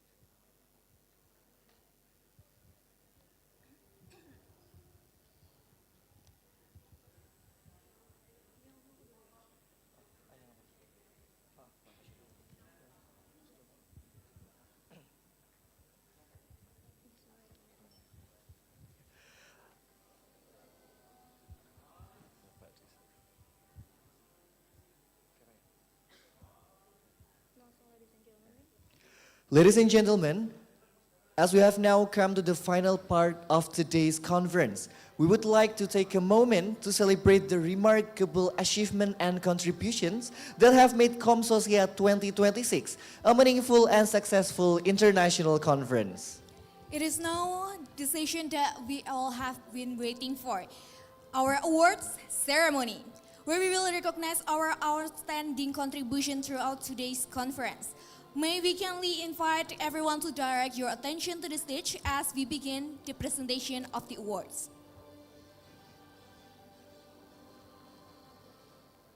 The first category, the best presenter categories. Congratulations, Reza Al-Kifari, panel offline 1, entitled The Boundary Spanning Process of Cyclic Media of Integrating Corporate Brand Value into Bookstagram Review Content. All right, and we move into the second award, which is Best Presenter Award. And big congratulations to Najwa Azura, panel offline 2. Big give a round of applause.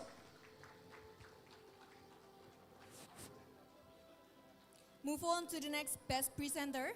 Congratulations, best presenter Jadid Purwaka Aji, panel offline 3, entitled Can Platform Cooperative Serve as Model for Social Production? A case study of Asosiasi Pengusaha Kreatif Jaya. All right, and let's give a big round of applause to our next best presenter. Congratulations to Firya Kurotwain Abisono, panel offline 4, with the title More Than a Tool, a phenomenological analysis of emotional intimacy through self-disclosure in human AI communication. Now we move on to the panel online. Congratulations, panel online 1, Yuda Wirawanda, with the entitled Representation of Artificial Intelligence Used in Tourism in detiktravel.com. Coverage a role and partner semiotic analysis. Let's move to the next award. Let's congratulate to Everett Widyadi Fangide, panel online 2, with the title From Silence to Dialogue, a practical leadership approach to building trust in schools. Move on to panel online 3, the best presenter, going to congratulations Mumtaz Nabil, entitled Racial Representation Shift in America Eagle Campaign. All right, let's give a round of applause to our best presenter awards.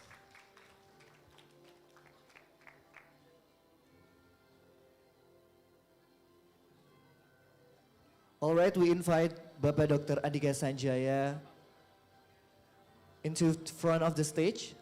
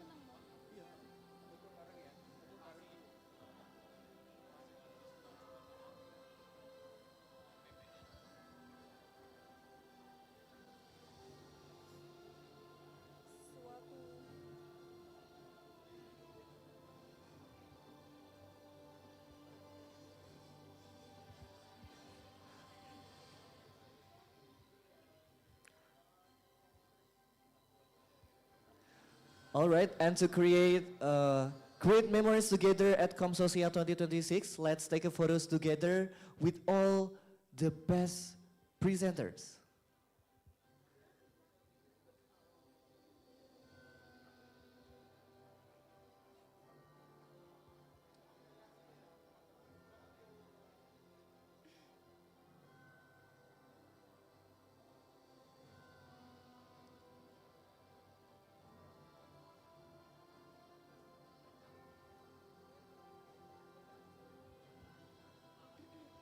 All right, once again, give a warm round of applause to our Best Presenter awardee.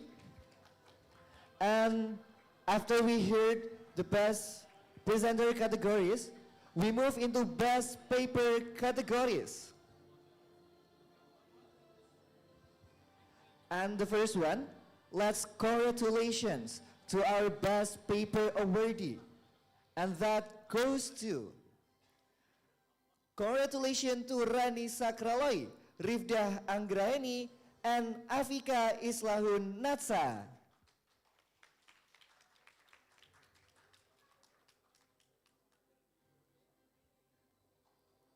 We move on to the next best paper with the paper by congratulations Naswa Muswanda Makbullah and Lelita Azaria Rahmadiva with the title Image Restoration on TikTok During a Policy Controversy, a content analysis on the Free Nutritious Meal Program.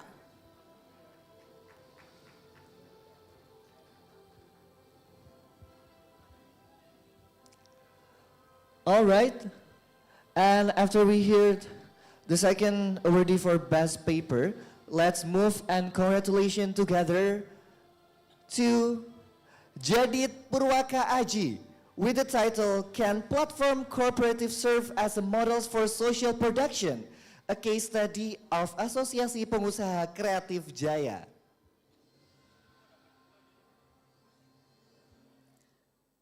Our next best paper goes to congratulations Virya Kuroto Ain Abisono and Latifah Binti Abid Latif with the title More Than a Tool, a phenomenological analysis of emotional intimacy through self-disclosure in human AI communication.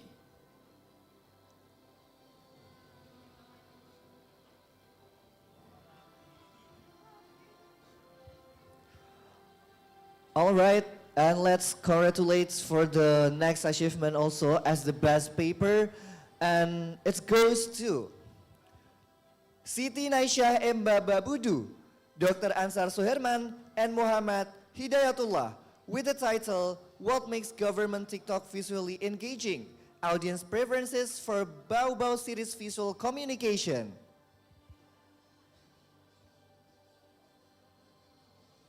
Move on to our next best paper. Congratulations, Dedet Erawati with the title The Industrialization of Parenting Training Through Social Media Platform, Opportunities and Challenges in the Digital Communication Ecosystem. All right, and we move into the last best paper. Let's congratulate together to Aris Rahmadi, Joko Handoyo, and Susilo Hartono with the title Digital Communication in Multilingual Pilgrimage, Context, Mobile Translation Readiness Among Indonesian Hajj Pilgrims. Let's give a round of applause to our Best Paper awardee.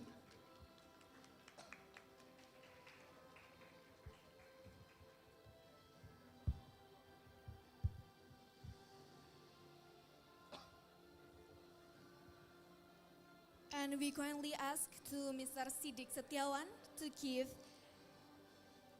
the credit.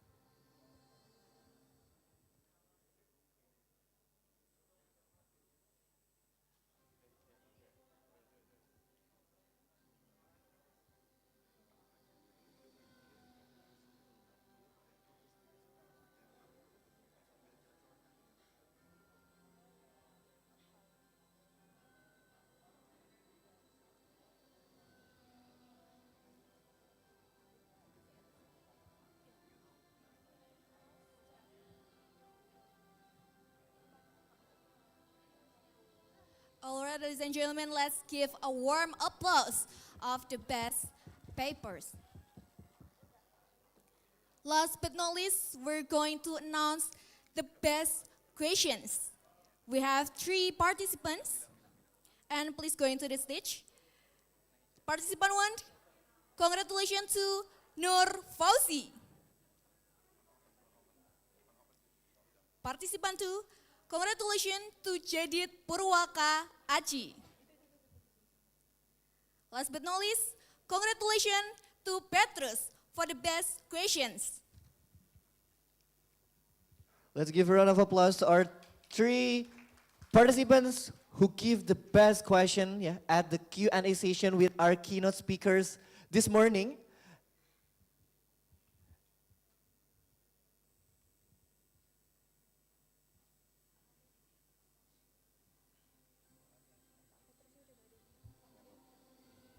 And we kindly ask Mr. Ahmada to give the prize to the best questions.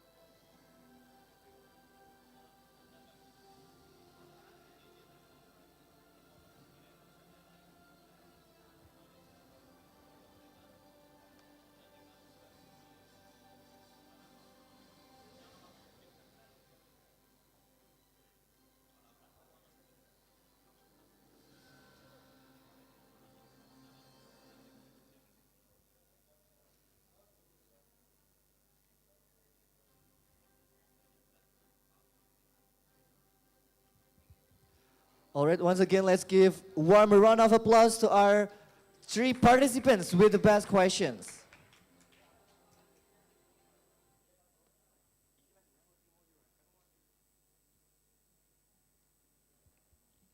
All right, and congratulations to all award recipients. Your dedication, commitment, and academic excellence are truly commendable. May this achievement encourage even greater contributions to the advancement of research and knowledge in the future. We also extend our sincere appreciation to every presenter and participant, and your active participation and enthusiasm have made COMSOCIA 2026 a truly meaningful and success international conference. Ladies and gentlemen, every meaningful journey eventually reaches its destination, but the ideas exchange and the collaboration initiated today will continue well beyond this conference. May COMSOCIA 2026 serve not only as a platform for presenting research, but also as a beginning of the future collaboration, innovative discoveries, and lasting academic partnership across institutions and nations. On behalf of the organizing committee, we would like to express our heartfelt gratitude to our keynote speakers, moderators, presenters, participants, reviewers, sponsors, partners, volunteers, and everyone who contributed to the success of this conference. Your support and participation have been invaluable. We hope you have enjoyed your experience in Surakarta and at COMSOCIA 2026. May you have a pleasant journey home, and we look forward to welcoming you again at the future edition of COMSOCIA. And with gratitude and great appreciation, we have now reached the end of the International Conference on Communication, Society and Digital Media, COMSOCIA 2026. And we also remind you that the next agenda is City Tour, so we hope that you arrive on time at 7:30 a.m. at Gedung Siti Walidah UMS. Thank you for your participation, your enthusiasm, and your valuable contribution throughout today's conference. Until we meet again, stay inspired, continue creating meaningful research, and keep strengthening global academic collaboration. Thank you very much. Wassalamualaikum warahmatullahi wabarakatuh. Have a safe journey and see you at the next COMSOCIA. Good afternoon.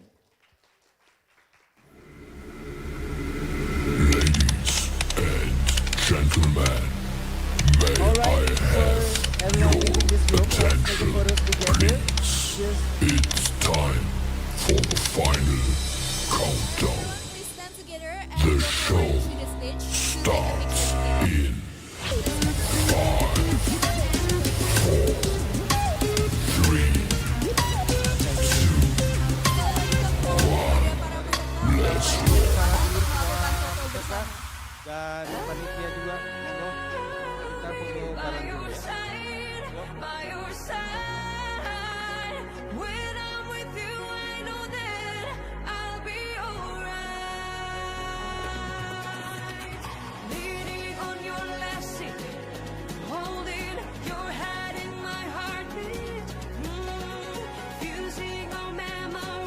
On Communication, Society, and Digital Media, COMSOCIA 2026. Mari kita foto bersama dulu.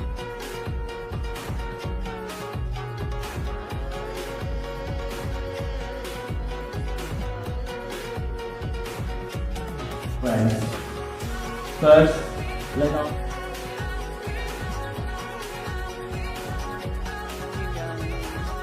Cowok-cowok juga di atas panggung. Di atas panggung ya.